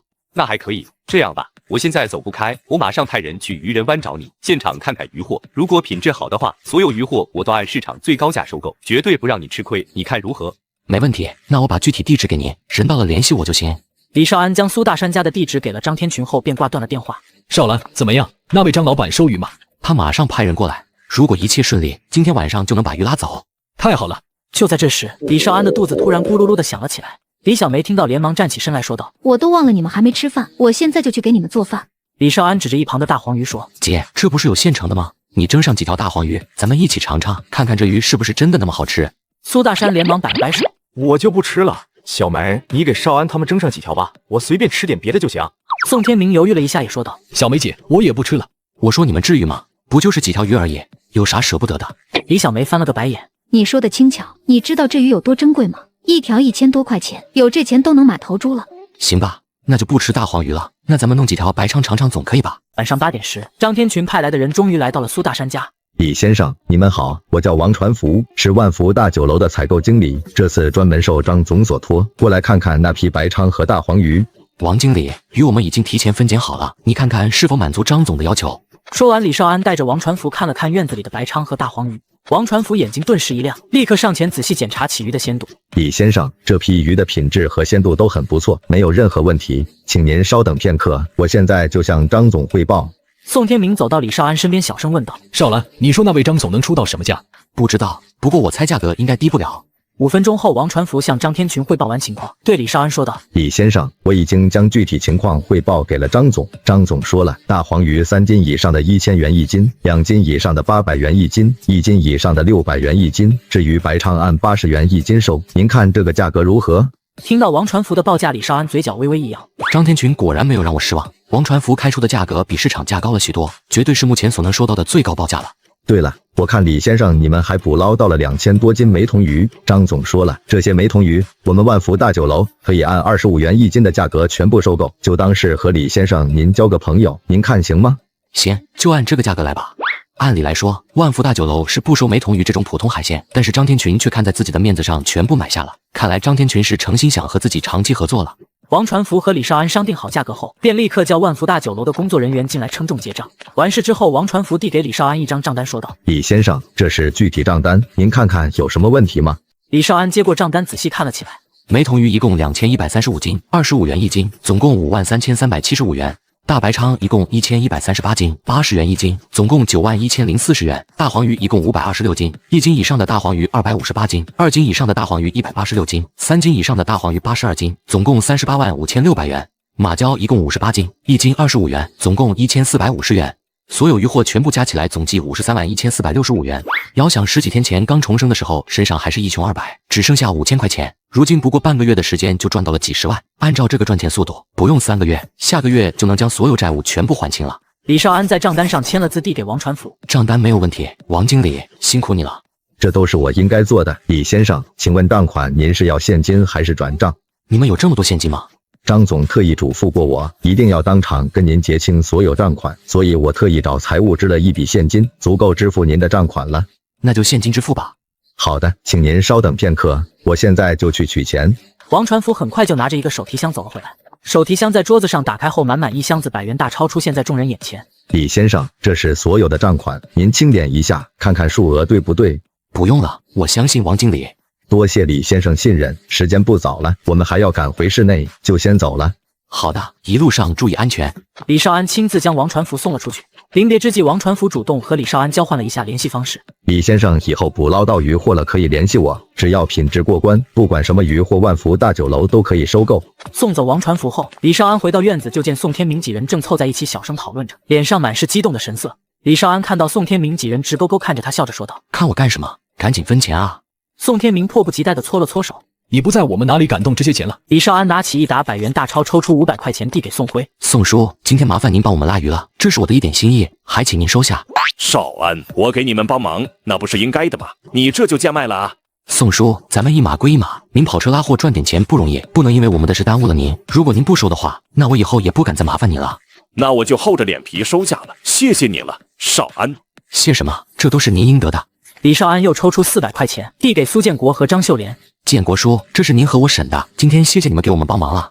少安，你这是干什么？咱们都是一家人，您就拿着吧。李少安哈哈一笑，将钱硬塞到了苏建国手里，随后又抽出200块钱递给李小梅。喏，姐，这是你的。没想到我也有挣到你钱的一天。接着，李少安拿出计算器和宋天明、苏大山算了起来。这次咱们出海租船花了800，加油花了400，买渔网花了500。加上其他杂七杂八的费用，一共开支1900块钱，除去给宋叔他们的1100，现在还剩下530365元。你们每个人占2成，就是106073元。10万，这么多吗？听到李少安算出来的数字，宋天明和苏大山2个人彻底呆住。本以为今天能分个4、5万就很好了，没想到竟然足足有10万多块钱。李少安从手提箱中给宋天明和苏大山一人点了106000块钱，叮嘱道：“自己把钱收好，我明天要去县里存钱。你们俩要是没事的话，就跟我一起去，家里最好不要放太多的钱。”好，咱们明天一起去。分完钱之后，宋辉开着车将李少安一路送到家门口，这才和宋天明一起回家。看到宋天明抱着那10万块钱傻乐，宋辉忍不住叮嘱道：“天明，你以后要跟着少安好好干。少安这个人不仅仁义，而且是个有大本事的人，你跟着他干，以后肯定能发达。少安今天的处事手段老练而成熟，根本不像一个20多岁的年轻人。这样的人，只要给他时间，日后肯定能飞黄腾达。天明能有这样一个有本事的好兄弟，真是上辈子积德了。我兄弟当然厉害了，不用你说，我也会好好干。对了，你不是一直想买辆摩托车吗？给，这是我赞助你的，就当是我送你的礼物了。”宋天明从装钱的袋子里掏出2万块钱，若无其事地递给宋辉。你小子出息了啊，竟然都开始孝敬起你老子了，你自己收着吧，我有钱，不用你给。行，那你要用钱了跟我说，不用客气，你儿子我现在有钱。臭小子，竟然敢在你老子面前嘚瑟，看我怎么收拾你！第二天早上，李少安6点准时起来，龇牙咧嘴地揉了揉自己有些酸疼的肩膀。昨天在海上撒了一天网，2个肩膀现在酸疼无比，仿佛被人灌了铅一般沉重无比。真不知道那些老渔民是怎么10年如一日的坚持下来。李少安走到卫生间，一边刷牙一边打开系统查看起今天的渔获情报。今天也是4条情报，前3条都是1星情报，没什么特别之处。不过第4条，今天晚上11时至12时，白沙村东南方向的海滩上将有一只受伤的海龟搁浅，救助后可获得大海的恩赐，但是渔获价值怎么是问号？当看到这条情报时，李少安顿时一愣，还是第一次刷到渔获价值未知的情报。难道这条情报的渔获价值已经超过了5星？我去，要不要这么刺激？我连5星情报都还没刷到过呢，系统竟然直接安排了一个5星以上的情报，这也太爽了！冷静，冷静。李少安深吸一口气，强迫自己冷静下来。现在渔获价值未知，不一定代表这条情报的价值就超过5星。鬼知道这个大海的恩赐到底是什么东西，万一给我一个什么不值钱的东西，那岂不是白高兴一场？李长安拿出手机设置了一个晚上10点半的闹铃，以防自己错过时间。今天去县城把昨天赚到的钱存进银行，然后继续购买海运集团的股票，再去电信营业厅给家里拉条网线。前世已经习惯了发达的网络，如今手机上网不方便，家里又没有电脑，平时想听个歌看个电影都不方便。趁着这次去县城，刚好去商场买台电脑，这样以后待在家里就不会无聊了。收拾好东西后，李少安拿上昨天王传福送给他的手提箱，去了村口和宋天明他们会合。舅舅，默默刚看到李少安，便开心地跑向他。姐，你和默默今天也去县里吗？我打算去县里给默默买双鞋，这丫头长得太快，以前的鞋子都穿不上了。那感情好，人多还热闹一点。说完，李少安打电话叫了一辆车，将他们送到了县城。一行人来到银行，将身上的钱全部存了进去。随后，李少安带着他们来到证券交易所开了个户，全部买入了海运集团的股票。少安，这东西真能赚钱吗？姐，你就放120个心吧，你弟弟我还能坑你吗？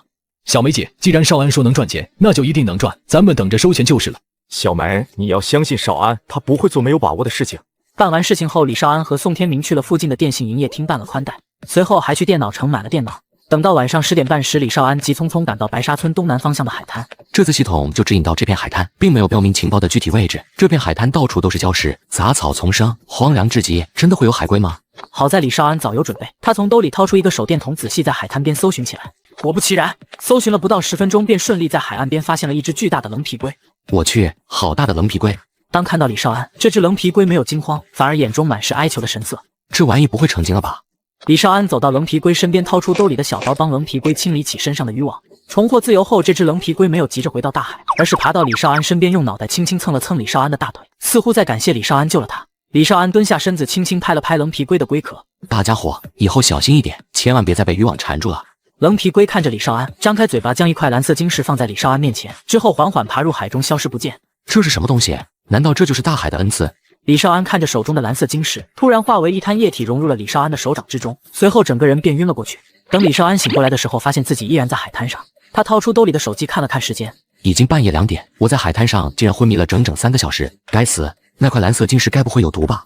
李少安连忙掀开衣服，仔细检查起自己的身体。这一检查，顿时惊呆了。肌肉怎么变得这么紧实？原本隐约可见的腹肌，此刻变得非常明显，宛如刀刻斧雕一般，而且体内仿佛有使不完的劲。更神奇的是，自己对大海突然有了一种莫名的亲切感。他脱掉身上的衣服，一个猛子扎入海中。这一次潜入海中，并没有之前那种窒息感，反而感受到了一股前所未有的畅快感，仿佛鱼入大海一般。周围的海水带给我的不再是恐怖的压迫，而是温柔的细抚，仿佛在欢迎我回家一般。李少安屏住呼吸，朝着海底前去。这片海域只有7、8米深，李少安不费吹灰之力便轻松潜到了海底。以前的水性虽然不错，但是在水下最多也只能憋气2分钟，但是这一次居然在海底憋了5、6分钟，也没有感到任何不适。李少安强忍着心中的震惊，测试了一下自己的极限。他在海底待了整整半个小时，竟然才开始有缺氧的感觉。海豚在海中的憋气时间最长也就10几分钟，我现在在海中的憋气时间竟然比海豚还长，简直就是人形怪物。李少安浮出水面，深吸一口气，眼中满是遏制不住的喜悦。原来这才是大海的恩赐啊！难怪情报上无法显示这块蓝色晶石的渔获价值，这块蓝色晶石的价值根本已经无法用金钱来衡量了。哈哈，从今天开始，大海就是我的乐园了。李少安站在海中，望着一望无际的大海，眼中闪耀着前所未有的光芒。每次出海的时候，心中常常感到紧张，害怕自己葬身在大海之中。但是现在，这种害怕彻底消失了，取而代之的是一股难以遏制的雄心壮志。以我现在的能力，再加上系统提供的渔获情报，这片大海以后将彻底成为我的聚宝盆，任我采撷。李少安在海里待了2个多小时，直到熟悉了自己身体的变化后，才穿上衣服回到了家。第二天早上一醒来，李少安就打开系统查看了一下今天的渔获情报。2条1星情报，还有1条2星情报，还有点价值，是一批小青龙。目前市场上小青龙的价格还是挺不错的，一斤能卖到100多块钱。3星情报是一批土龙啊，也算是可遇不可求的海中珍品了，一斤高达100-200块钱。这2条情报价值都不低，如果全部拿下，今天少说也能赚个几万块钱了。李少安查看完情报后，给宋天明、苏大山打了一个电话，通知2人早上8点在村头集合。等他到达村口时，和苏大山等了很久也没有看到宋天明。天明对赶海可是最积极的，每次他都是第一个到的人，怎么今天这么晚？难道昨天游戏玩得太晚，睡过头了？就在李少安准备给宋天明打个电话问问情况的时候，宋天明的身影终于出现在了他们的视线之中，身后还跟着一个16、17岁的少女。雨晴，你什么时候回来的？少安哥，我昨天晚上才刚回来，听说你今天要带我哥出去赶海，能不能带我也一起去？我天天在学校学习，都快闷死了。李少安还没开口，宋天明便黑着脸训斥道：“去什么去？我们是去干活的，又不是去玩的，你跟着凑什么热闹？赶紧回家写作业去。”哼，我就要去。如果你不带我去，我就把你和少安哥小时候偷看村里王寡妇洗澡的事情告诉大家。雨晴，你可别乱说，我怎么可能偷看王寡妇洗澡？那都是你哥干的，你可别扯上我，小心我告你诽谤啊！少安哥，谁不知道你和我哥好的穿一条裤子？这种事情怎么可能没有你？你就别装了。李少安狠狠瞪了宋天明一眼。雨晴，你想跟着我们一起去赶海是吧？那就一起去呗。你放心，今天你少安哥一定带你玩得痛快。太好了，我就知道少安哥你对我最好了。说完，宋雨晴朝宋天明做了个鬼脸，脸上满是得意洋洋。宋天明走到李少安身旁，有些担心地问道：“真要带他一起去？倒不是不愿意带雨晴出去玩，只是害怕他出什么意外。他可是我们家的掌中宝。”李少安拍了拍宋天明的肩膀，给了他一个放心的眼神。放心吧，我会看着他的。如果是以前，我还真不敢打这个保票，但是现在我可是小海王，在海上照看一下宋雨晴，还不是简简单单的事情。李少安一行人刚到达码头，便立刻引起了许多渔民的注意。快看，是白沙村的那几个小伙子，前天在海上捞到一船大黄鱼的人，是不是他们？没错，听说他们捕捞到了好几千斤大黄鱼，真是发大财了。听到周围传来的议论声，李少安顿时一脸无语。明明只捕捞到了500斤大黄鱼，怎么传着传着变成几千斤了？这要是再传上一段时间，岂不是变成几万斤了？李少安几人来到了码头的租船店，想继续租用上次那艘带冰舱的渔船。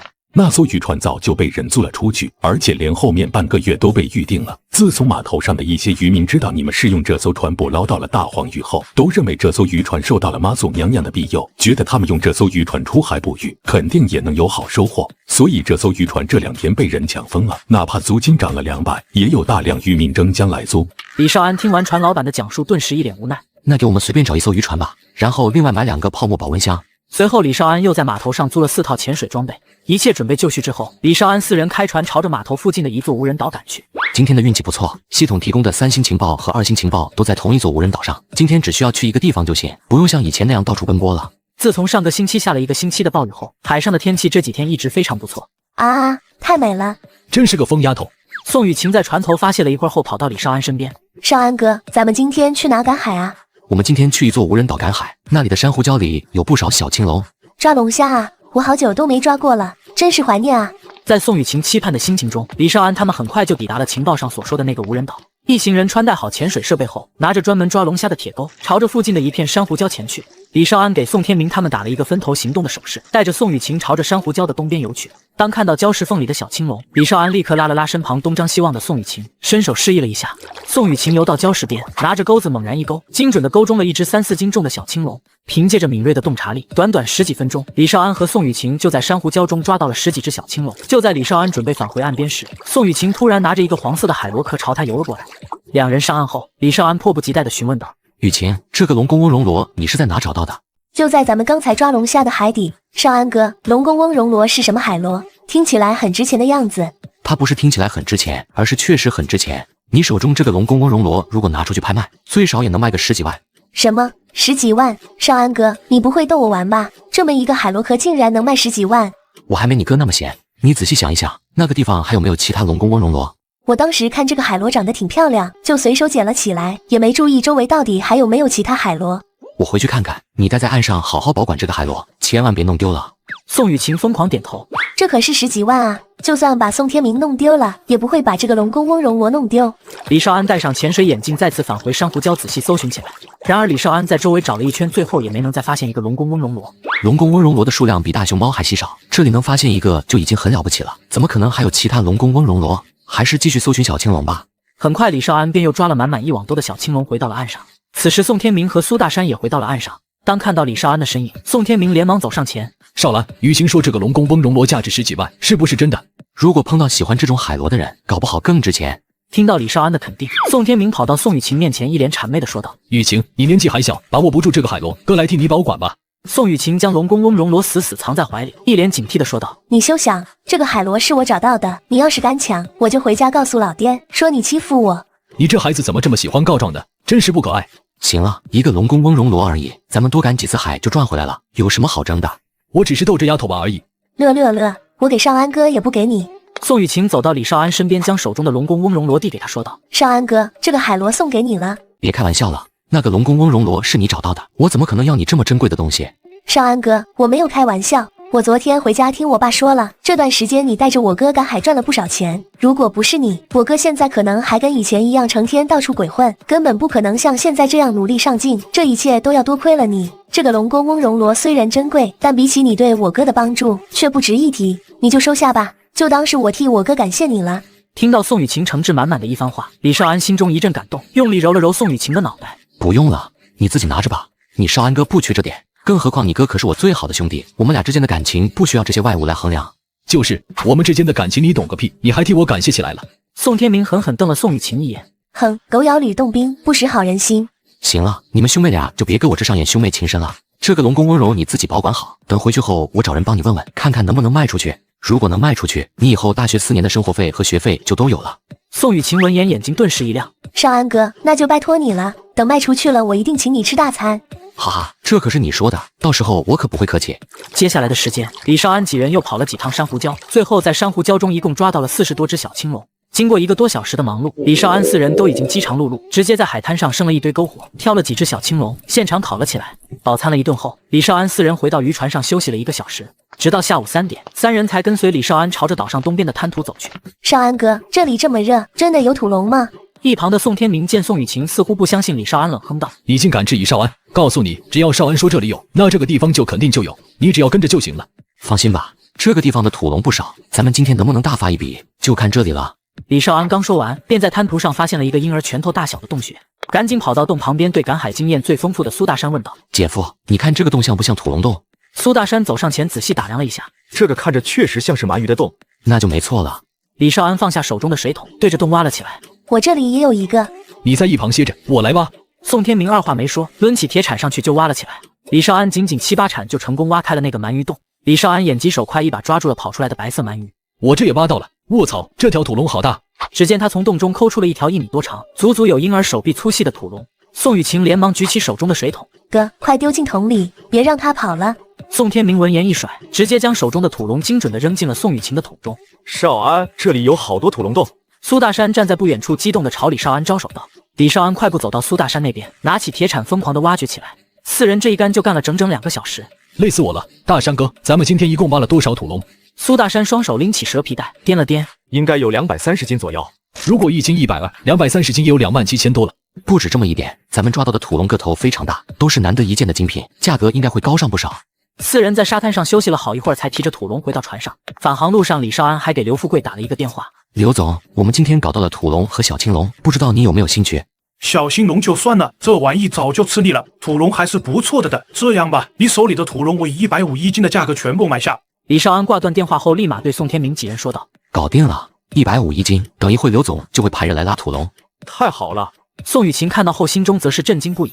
我们还没回到码头，少安哥居然就将所有土龙以高价卖了出去，简直是太厉害了。下午6点，李少安4人回到码头，刚下船就受到了周围渔民的热情欢迎。少安，你们回来了。少安，你们今天去哪赶海了？抓到什么值钱货没？少安，我是专门干海产收购的，你要是捕捞到了什么好东西，可以直接卖给我，我愿意出高价收购。当他们看到李少安几人手上提着的小青龙和土龙时，顿时震惊的张大了嘴巴。我操，这么多小青龙，你们这是捅了龙虾窝吧？人家抓小青龙都是一只一只的抓，你们倒好，竟然一抓就是一窝，这也太夸张了吧！小青龙算什么？快看，这2袋子里面全都是土龙。土龙？不会吧？这玩意儿你们也能抓到？这2袋子土龙加起来最起码有200多斤，你们是从哪抓到这么多土龙？就在众人羡慕不已的时候，一个中年男子从人群中挤了出来，他掏出一盒华子给李少安递了一根。少安兄弟，我叫刘跃进，是众鑫海产收购站的老板。你这些小青龙和土龙卖给我吧，我出高价收购。小青龙我给你90一斤，土龙我给你100一斤，你看如何？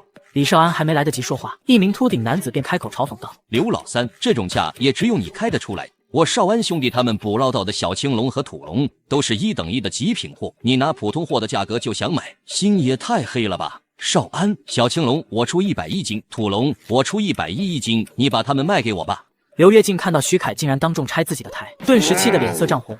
徐老二，你二大爷的！今天老子就跟你死磕到底！少安兄弟，小青龙我出110一斤，土龙我出115一斤。我二大爷早死了，你要找他还是去地下找吧。少安兄弟，刘老三最喜欢缺斤少两了，你要是卖给他，指定被他坑死。这样吧，我每斤再加5块钱，你把小青龙和土龙卖给我如何？李少安看到刘跃进和徐凯快要打起来，连忙说道：“两位，不好意思啊，这些小青龙和土龙都已经被人提前买走了，你们争也没用。”刘跃进急忙掏出自己的名片，满脸笑容的递给李少安。少安兄弟，这是我的名片，以后你再捕捞到什么好东西，可以先找我问问价，只要货好，我保证给你市面上最高的价格。徐凯也不甘示弱，立刻将自己的名片双手奉上。少安兄弟，我老婆也是白沙村的，咱们也算是自己人，我坑谁也不会坑你。以后你有东西尽管送到我这儿来卖，我保证给你最优价格。好好好，下次一定。李少安笑着敷衍了几句，急匆匆的离开了。等他们回到家时，刘富贵派来的人已经在李少安家门口等着了。2个袋子的土龙加起来一共228斤，一共是34200元。张泽也是一个有钱人，当场就把钱和李少安结清了。而且他在看到李少安手中还有那么多小青龙后，直接出135一斤的价格将这些小青龙全部买了下来。加上土龙的钱，今天的总收入就达到了48780元了。送走张泽之后，李少安当场将那48780块钱分了。接下来1周，李少安过上了每天早出晚归、赶海捕鱼的生活。这一天，李少安刚从海上回来，便接到了钟志平打来的电话。喂，志平，有什么事吗？少安，你明天有空吗？我有几个朋友明天想来渔人湾出海游玩，你要是没事，陪我们一起去吧。你还敢出海？难道你就不怕在海上再遇到风暴？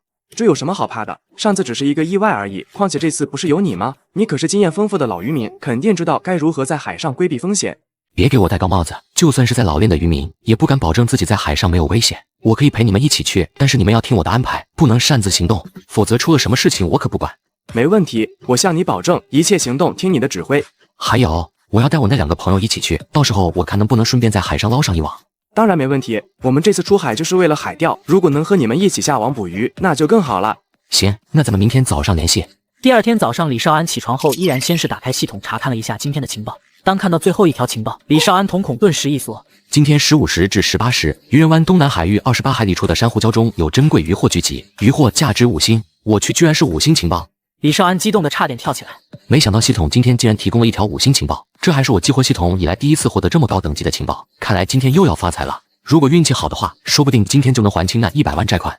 除了这条5星情报以外，系统还为李少安提供了一条3星情报。3星情报还提供了一个小型鱼群的位置，这个鱼群正好和那条5星情报所在的珊瑚礁在一条航线上，而且时间也早了几个小时。钟志平他们不是想钓鱼吗？这下可以先带他们去找那个鱼群，然后再去珊瑚礁寻找5星情报上的渔获，这样就可以将2个情报的渔获全部一网打尽。李少安规划好今天的行程后，立马和宋天明、苏大山会合来到了码头。远远就看到钟志平一共带了5个朋友过来。少安，我来给你介绍一下，这是崔光豪和沈从周。光豪家是京海最大连锁超市永记超市，从周的父亲则是荆州分行的行长。这位是从周的妹妹沈从月，这位是光豪的女朋友刘丽娜，她家里是做汽车销售的，她父亲是宝马中华区代理。而这位则是骆初雪，她的母亲可是家喻户晓的大明星李玉玲，父亲是全国最大传媒公司的老板。在钟志平的介绍下，李少安和骆初雪5人简单认识了一下。少安，志平说你从小在渔人湾长大，肯定知道渔人湾哪里资源最好。我们今天能不能钓到鱼，可就全指望你了。那你们算是找对了人了。少安可是龙王爷的亲儿子，只要他出海，就从来没有空手而归过。是吗？洛初雪几人闻言，一脸惊异地看着李少安。我确实知道几个钓鱼的好地方，如果你们想钓鱼，我可以带你们去。今天的行程你来安排，我们都听你的。我想潜水，请问你们这有什么潜水的好地方吗？渔人湾东南海域有一片珊瑚礁，景色非常漂亮，很适合潜水，就是位置比较远，距离海岸30多海里，开船需要2个多小时才能到。如果你们不嫌远，我可以带你们去。没事，我们不嫌远，咱们就去你说的那片珊瑚礁。行，那咱们先去钓鱼，然后再去潜水。那我现在去租船。不用了，初雪让人把他父亲的游艇开了过来，咱们今天坐初雪父亲的游艇出海。行，那我们今天就跟着沾沾光了。我长这么大，还从来没坐过游艇呢。在洛初雪的带领下，李少安一行人有说有笑地朝码头港口走去。很快，他们就看到了洛初雪家的游艇，真是好啊，不愧是有钱人的顶奢玩具。洛初雪带他们简单参观了一下后，便正式出发了。豪华游艇没多久就赶到了鱼群所在的位置，可以开始钓鱼了。咱们周围现在就有一个鱼群。听到李少安的话，宋天明和苏大山当即毫不犹豫地挂上鱼饵，开始下竿钓起鱼来。洛初雪则是看着李少安好奇地问道：“你怎么知道周围有鱼群的？”李少安一本正经地瞎扯道：“我是通过洋流的变化以及周围的环境，判断出这个地方有鱼群的。”洛初雪几人闻言顿时不明觉厉。李少安真是博学多才，什么都懂。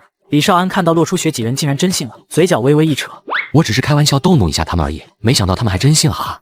在李少安的带领下，众人纷纷拿出自己的鱼竿，在游艇边找了一个位置开始下竿钓鱼。洛初雪拿着一条白虾，正小心翼翼地挂着鱼饵。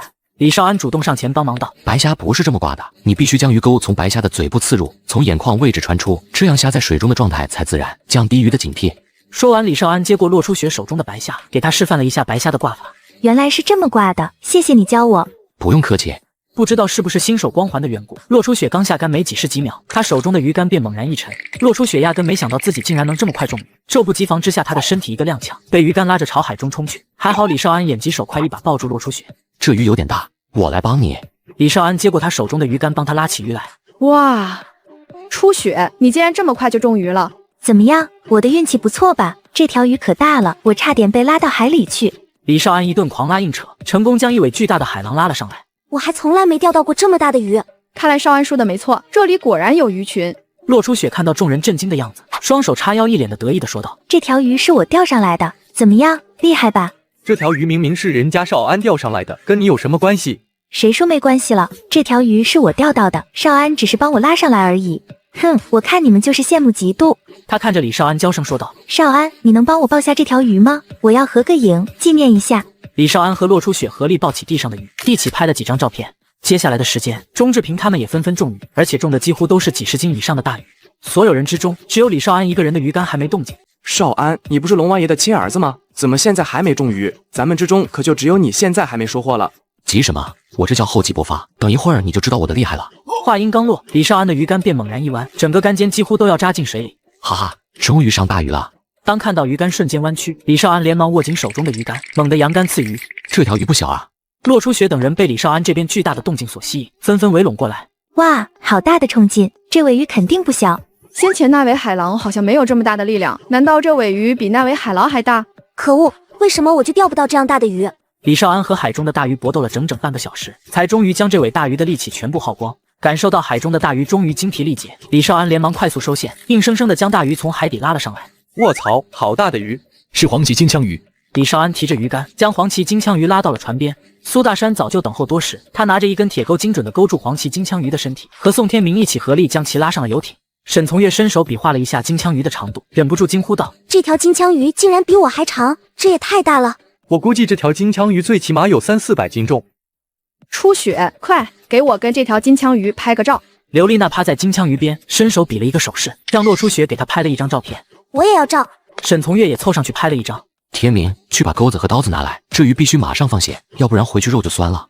钟志平几人看到李少安钓上来这么大一尾金枪鱼，一个个跟打了鸡血一般，迫不及待地回到自己的钓位，继续手起鱼来。或许是李少安的中鱼给他们带来了好运，接下来钟志平他们开启了疯狂的上鱼之旅。卧槽，我中了一尾50多斤的鬼头刀！哈哈，快来看，我钓上来一尾黄鳍金枪鱼，足足有70-80斤呢。少安，这条牛港身太大了，我控不住，你快过来帮帮我。短短半个小时，钟志平他们便拉上来好几尾大鱼。李少安那就更不说了，跟开了挂一样，开始疯狂进货，每隔几分钟都能钓上来一条大鱼，而且几乎都是黄鳍金枪鱼。等到下午2点半，李少安一行人顺利抵达了那片珊瑚礁附近。哇，好漂亮的珊瑚礁！李少安一行人将游艇停在珊瑚礁外围，拿出游艇上的潜水服换了起来。少安，要不你陪他们去潜水吧？我和大山哥对潜水没啥兴趣，想继续留在游艇上钓鱼。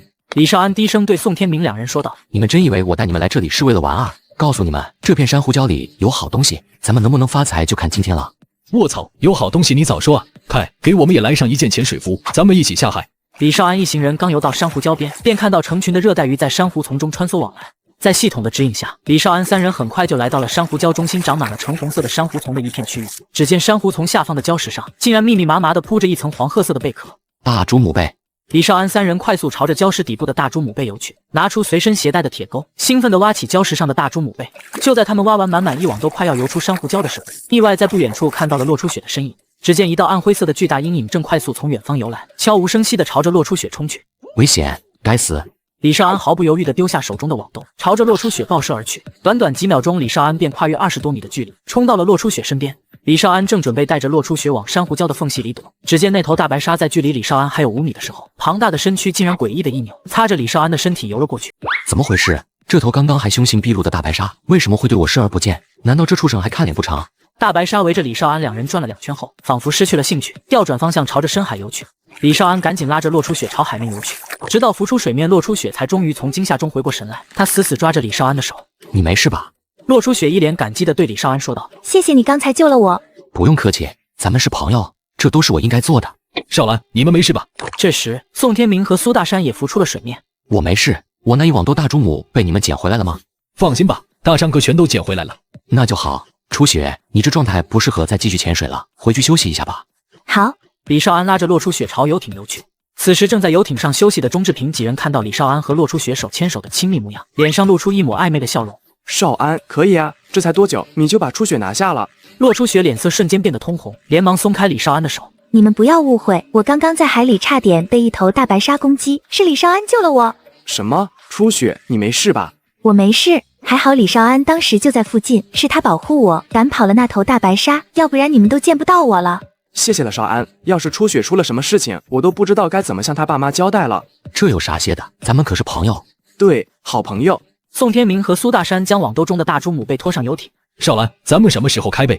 你们怎么捞上来这么多贝壳？这些可不是普通贝壳，而是极为罕见的大猪母贝。大猪母贝。沈从周念叨了一句，突然想到什么，一脸震惊地说道：“你说的该不会是那种能开出极品南洋珍珠的贝壳吧？”没错，这就是能开出极品南洋珍珠的贝壳。少安，我们来帮你开贝吧。你放心，我们只是体验一下开贝的乐趣，所有开出来的珍珠都归你们所有，我们一颗也不要。没错，没错。这可是能开出极品南洋珍珠的大猪母贝啊！如果能有幸开出一颗，那该是一件多么有成就的事情。行，那咱们就一起开吧。说完，李少安将网兜中的大猪母贝倒了出来，给众人一人分了几个。李少安拿出一把小刀，随便挑选了一个大猪母贝，向钟志平几人演示道：“我给你们示范一下如何开贝，记住了，一定要小心，千万别划到自己的手。”只听咔的一声轻响，壳缝张开，露出里面白嫩的贝肉，里面裹着一粒圆滚滚的肉球。李少安捏着刀子，顺着肉球的纹理轻轻一挑，一颗硕大的金色珍珠顿时出现在众人眼前。哇，好漂亮的珍珠啊！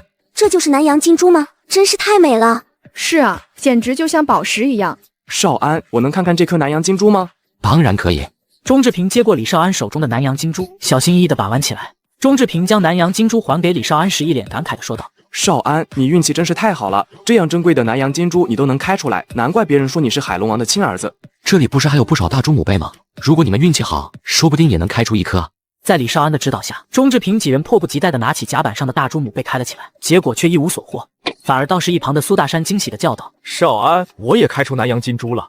钟志平几人闻言，顿时激动地围了上去。只见苏大山手中捏着一颗圆润光滑的金色珍珠，赫然正是南洋金珠。这批大猪母贝的出珠率果然非同一般。如果我猜的没错，剩下的大猪母贝之中，应该还蕴藏着不少南洋金珠。而事情果然如李少安预料的那样，接下来众人陆续从大猪母贝中开出了南洋金珠。哈哈哈，快看，我也开出了一颗南洋金珠。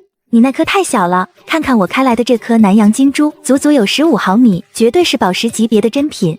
我这颗南洋金珠竟然是香槟色的，简直太漂亮了。经过半个小时的努力，李少安几人将今天捕捞到的60多个大猪母贝全部打了开来，最后一共收获了11颗南洋金珠。没想到我有朝一日也能亲手开出一颗南洋金珠。既然你们这么喜欢，那就自己留下做个纪念吧。那可不行，我们只是帮忙开贝而已，这些珍珠就算是我们开出来的，那也是少安你们的。没错，沈从月非常喜欢自己开出来的南洋金珠，他偷偷拉了拉沈从周的胳膊，眼中露出一抹可怜兮兮的神色。沈从周看到后对李少安说道：“少安，这些珍珠我们确实喜欢，这样吧，我们自己掏钱把这些珍珠买下来，你看如何？”行，那你们随便意思一下就行了。那怎么行？该是多少就是多少，我们不能占你的便宜。我出100万买下这颗珍珠。若初雪手中的这颗南洋金珠是一颗很少见的香槟色南洋金珠，不过个头有点小，只有11毫米。这种品质的南洋金珠虽然珍贵，但也不可能值100万。他这明显是想借机感谢我先前出手救了他。李少安佯装生气地说道：“行啊，你们这样我可就不卖了。你们不想占我的便宜，难道我还能占你们的便宜不成？”这样吧，我二叔是做古董珠宝生意的，我把这些南洋金珠发给他，让他评估一下价格，到时候咱们就按他评估的价格交易，怎么样？这个主意不错。行，那就按你说的来吧。说完，李少安留下那颗最大的南洋金珠，将它和宋天明、苏大山开出来的其他几颗南洋金珠全都交给了钟志平。这些南洋金珠也请你二叔帮忙评估一下，如果他感兴趣的话，我可以全部卖给他。那颗最大的你怎么不卖？这种品质的南洋金珠可遇而不可求，我准备自己留着，等以后送给我媳妇当传家宝。听到李少安的话，洛初雪偷偷瞥了一眼李少安手中那颗最大的南洋金珠，脸上浮现出一抹不易察觉的绯红。留给自己的媳妇吗？也不知道未来哪个幸运的女孩能得到这颗南洋金珠。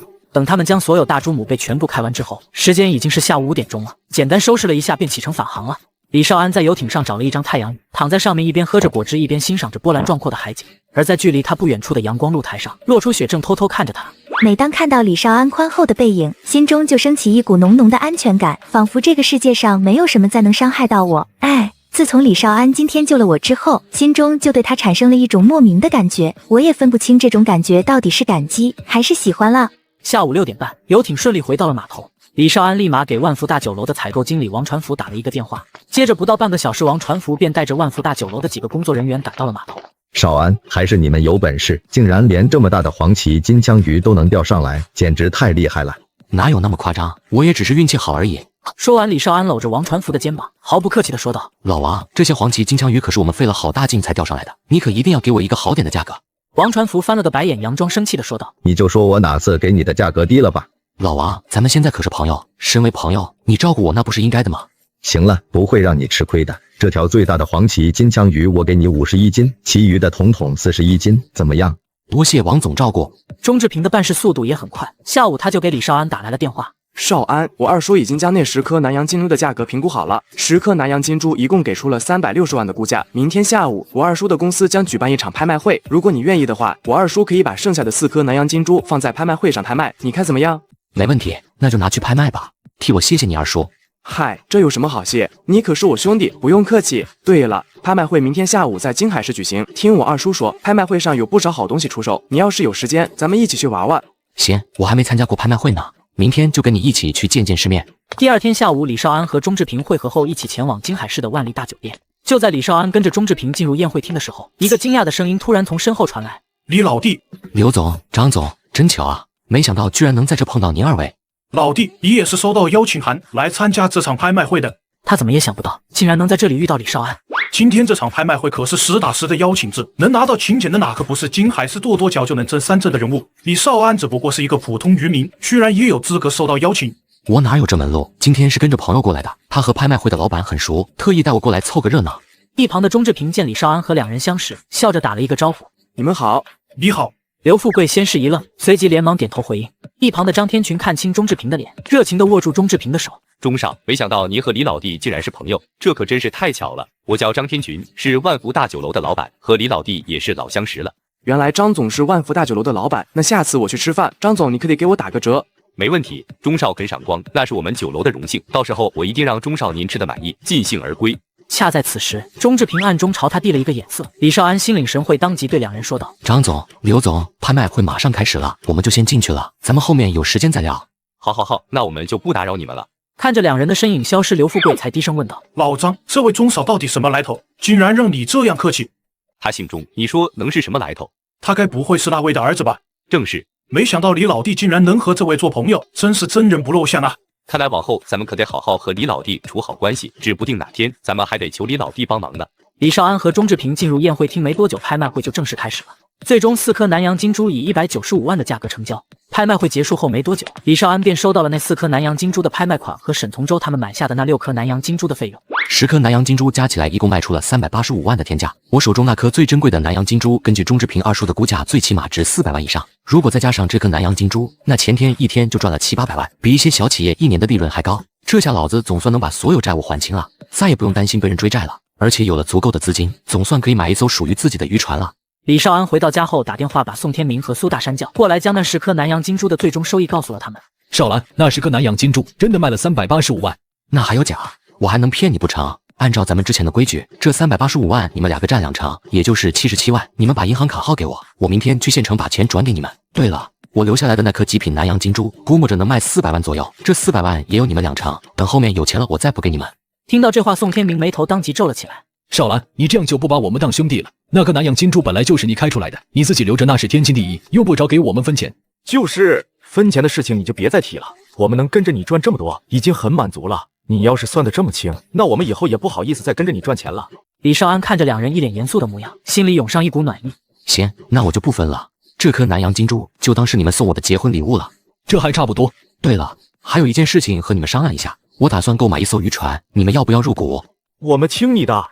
那就按老规矩来，我出6成，你们2个出2成，咱们集资买船，以后赚了钱也按这个比例分，怎么样？没问题。行，那咱们明天去市里的造船厂考察一下，看看有没有合适的渔船。第2天一早，李少安3人直奔市里的造船厂。听说李少安3人想订购一艘渔船，造船厂的经理当即热情地带着他们参观了一下整个造船厂。张经理，我们想订购一艘20-30米左右的拖网渔船，大概需要多少钱？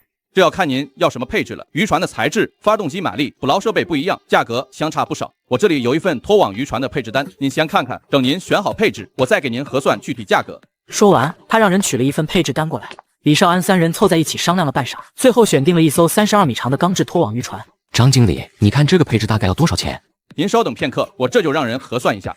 约莫1杯茶的功夫，张经理便折返了回来。李先生，您选的这套配置全部算下来是98万。要是您今天能下单，我再送您一部卫星电话、2个充气救生筏，还有10套救生衣。有现船吗？张经理摇了摇头。抱歉，李先生，我们厂的船都是定制款的，下完单后才能动工，最快的交付时间也要6个月。6个月？这么久？李少安眉头一皱。6个月都到明年去了，我可不想等这么长时间。李先生，您要是急着用船，我倒有个办法能缩短工期。哦，什么办法？我们厂里现在有一艘半成品拖网渔船，船体基本已经加工好了。要是您不介意，我们可以在这艘船的基础上，按照您的要求改造，这样一来2个月就能交付。说着，张经理领着李少安3人去车间看了看那艘半成品渔船。这艘船原本是渔人湾一位老板订的，谁知前些天对方突然说资金周转不开，不要了，这艘船就这么搁置了下来。这艘也是拖网渔船，就是比您原本选的长点，有38米，价格上得在您之前选的配置基础上再加20万。不过你也算是帮我们清理库存了，我可以给您申请5万块的优惠。一听说2个月就能拿到手，李少安当即动了心，签了合同。之后3人在市里找了家馆子好好搓了一顿，这才心满意足地返回白沙村。谁知3人刚走到李少安家门口，就瞧见几个县机械厂的职工正堵在门口，砰砰地拍着门板叫门。那几个机械厂职工瞧见李少安回来，当即满脸急切地朝他快步跑来。宋天明和苏大山见状，二话不说抢步上前。你们想干什么？李少安，我们听说了，你这段时间刚还赚了不少钱，既然你有钱了，就先把我们的钱还了吧。我们真的急等着用钱，实在等不到3个月后了。没错，我爸生病住院了，现在正急着用钱，你先把我那5万块钱还了，行不行？面对几人的催债，李少安这次没有拒绝，十分爽快地答应下来。行，既然你们急着用钱，那我今天就把钱还给你们。说完，李少安走进屋子，将自己这几天赶海赚的10几万现金拿了出来。几人连忙从兜里掏出欠条，争先恐后地往李少安手里塞。都别急，一个一个来，保证今天让你们都拿到钱。听到这话，几人这才稍稍冷静下来，赶紧排着队挨个从李少安手里领钱。这段时间让大家担惊受怕了，我在这里给大家赔个不是。行了，既然你把钱还了，那这件事情就这么算了，以后我们不会再找你麻烦了。拿到了钱，几人一个个眉开眼笑地离开了。等人都走干净了，李少安才拿出一个记满了债主联系方式的本子，挨个拨通了机械厂职工的电话。明天早上都来我家里一趟，我把你们所有人的欠款一次性全部还清。等到李少安打完电话，苏大山沉声说道：少安，我那里还有5万块钱，你要是不够用，我现在就回去给你取。我这儿还有8万，你尽管拿去用。不用，我自己有钱，这件事情你们就别操心了。行，那你要是有需要帮忙的地方，可千万别跟我们客气。放心，真要用到你们，我肯定不会见外。当天下午，李少安特地跑了一趟市区，从银行取了90万现金。第2天一早天刚亮，李少安家里的门就被敲响了。机械厂的职工们陆陆续续的赶了过来，面对众人满含期盼的目光，李少安直接将昨天从银行取出来的现金搬了出来，当着所有人的面一笔一笔的结清了所有欠款。现在还清了所有债务，这块巨石总算能卸下来了。接下来的几天，李少安又回归了往日的生活轨迹，每天早出晚归，带着宋天明和苏大山出海捕鱼。不知道是不是前段时间的好运气都用光了，这几天获得的情报都是1、2星级别，连个3星情报的影子都没见到。直到第4天早上，李少安的运气才终于回来。终于来高薪情报了，这质量简直无敌了！如果运气好的话，今天的收入搞不好能突破100万。李少安立刻掏出手机给宋天明和苏大山打了一个电话。20分钟后，3人直奔渔人湾码头。李少安他们刚驾船离开码头，一艘渔船便偷偷跟了上去。少安，有人跟着我们。看那船型，像是隔壁张家村的张虎、张豹兄弟。这两兄弟从小好勇斗狠，经常在海上偷抢其他渔民下的地笼和盐绳钓，在咱们渔人湾可谓是臭名昭著。李少安瞥了一眼张虎兄弟俩的渔船，满不在乎的摆手道：“不用管他们，他们爱跟就让他们跟吧。如果跟着我们就能有所收获，那渔人湾的渔民们早就发财了。”上午10点的时候，李少安他们准时抵达了渔人湾东南海。李少安找到鱿鱼群的位置后，3人开始撒网捕捞海中的火箭鱿鱼。很快，3人便各自捕捞上来一网都活蹦乱跳的火箭鱿鱼。在准备再来一网时，一阵嚣张的马达声突然由远及近。只见张虎兄弟俩带着自己的几个小弟，七手八脚的撒起网来。你们干什么？这个鱿鱼群是我们先发现的，赶紧滚蛋！你说是你的就是你的，还是你家开的，还是这些鱿鱼身上刻你名字了？说完，张虎冲船上的小弟扬了扬下巴。甭搭理他，海上的规矩，谁捞着算谁的，给我使劲捞！张虎的小弟们一个个卖力地捕捞起海中的火箭鱿鱼。宋天明撸起袖子就要继续理论，苏大山一把拽住他：“他们就是一群无赖，你跟他们讲不通的。”李少安看着一脸得意的张虎兄弟，脸色一片铁青。没想到张虎兄弟俩如此嚣张，竟然敢在光天化日之下公然抢夺渔获，这可是砸人饭碗的行为。虽然心中气愤不已，但是李少安暂时也拿张虎兄弟俩没有什么办法。不用管他们，咱们捞咱们自己的。宋天明疯狂地撒网收网，以最快速度捕捞着海中的火箭鱿鱼。虽然张虎他们没有系统定位，只能瞎猫碰死耗子似的乱捞，速度远不如我们，可架不住他们人多啊。我们只有3个人，而张虎那边足足有8个人，白白让他们抢走了不少鱿鱼。哈哈，大哥，咱们今天发财了。这3个家伙还真有点门道，竟然能找到这么大的鱿鱼群。阿宝，给我跟紧他们，今天他们去哪，咱们就去哪。宋天明看到张虎兄弟像个牛皮糖一样的跟着他们，气得在甲板上直跺脚。这些王八蛋真是太不要脸了！少安，这可咋办？有这俩搅屎棍跟着，咱们根本没法正常捕鱼。李少安弯腰捡起一张破旧渔网，开口道：“急什么？他们想跟就让他们跟到底，待会儿有他们哭的。”你想到了什么好办法？赶紧说说。等一会儿你就知道了。你放心，今天我一定帮你把这口恶气给出了。李少安转头朝驾驶室喊了一嗓子：“姐夫，还记得咱们刚才路过的那座无人岛不？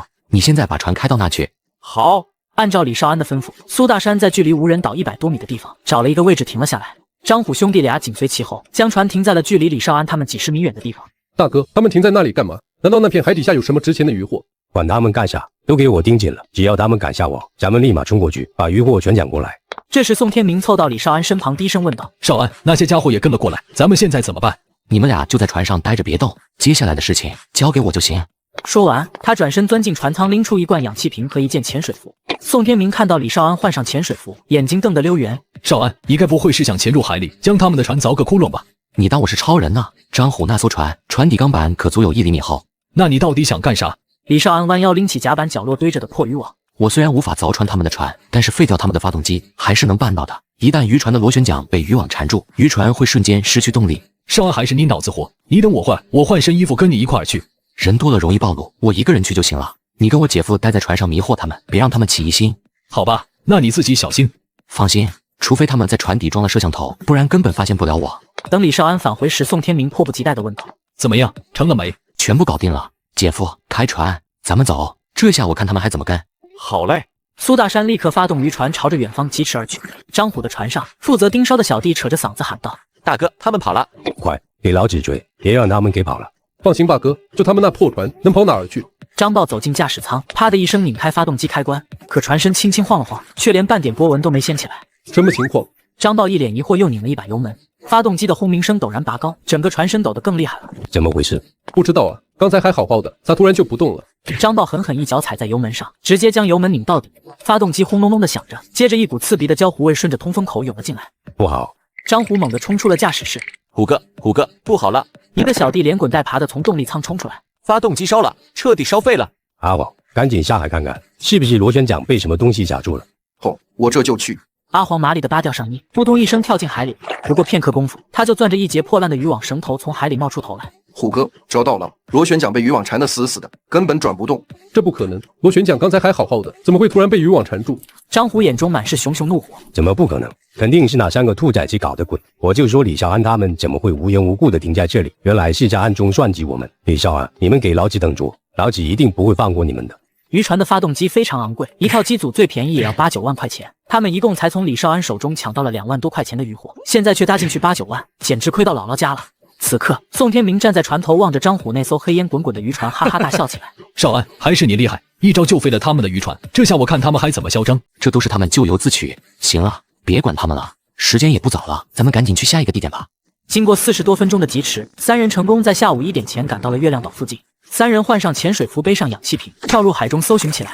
李少安刚游进礁石区，便在礁石区底部发现了大量野生鲍鱼。3人立即拿起铁钩撬起礁岩上的鲍鱼。不一会儿，李少安的网兜中便装满了鲍鱼，他不得不返回渔船，将网兜中的鲍鱼清理干净后，再回来捕捞。就在李少安第3次返回礁石区的时候，他无意间在礁石区底部的一块礁石背面发现了几个极其硕大的黑影。我靠，好大的鲍鱼，这是一头鲍！李少安3人忙活了2个小时，来来回回跑了10几趟，才终于将礁石区的鲍鱼全部捞完。3人回到渔船上时，简单称了一下，咱们这次一共捕捞到了700多斤的野生鲍鱼，其中绝大部分都是3头以上的鲍鱼，2头的也不在少数，综合品质非常高，而且还捕捞到了18只一头鲍。捕捞完鲍鱼之后，时间已经是下午3点了。他们简单收拾了一下后，直奔第2条4星情报所在的位置。1个小时后，李少安3人来到了一片开阔的海域。情报上所说的4星渔获，应该就位于这片海域30米深的水域之中。这个水深已经无法用手撒网进行捕捞。姐夫，把咱们买的拖网拿出来，今天咱们用拖网捕鱼。天明，你来开船。经过半个小时的拖曳后，李少安3人将渔船熄火，一边利用惯性缓慢在海面上滑行，一边解开船舷上的牵引绳，开始收网。拖网的重量极为沉重，宋天明憋得脸色通红。别猛拽，匀着劲，慢慢拉。当网口露出海面的一瞬间，无数海鱼挤在网兜里疯狂挣扎。当看清网兜中的鱼，宋天明激动地大喊起来：青竿，是青竿！少安，咱们捕捞上来了一大猛青竿，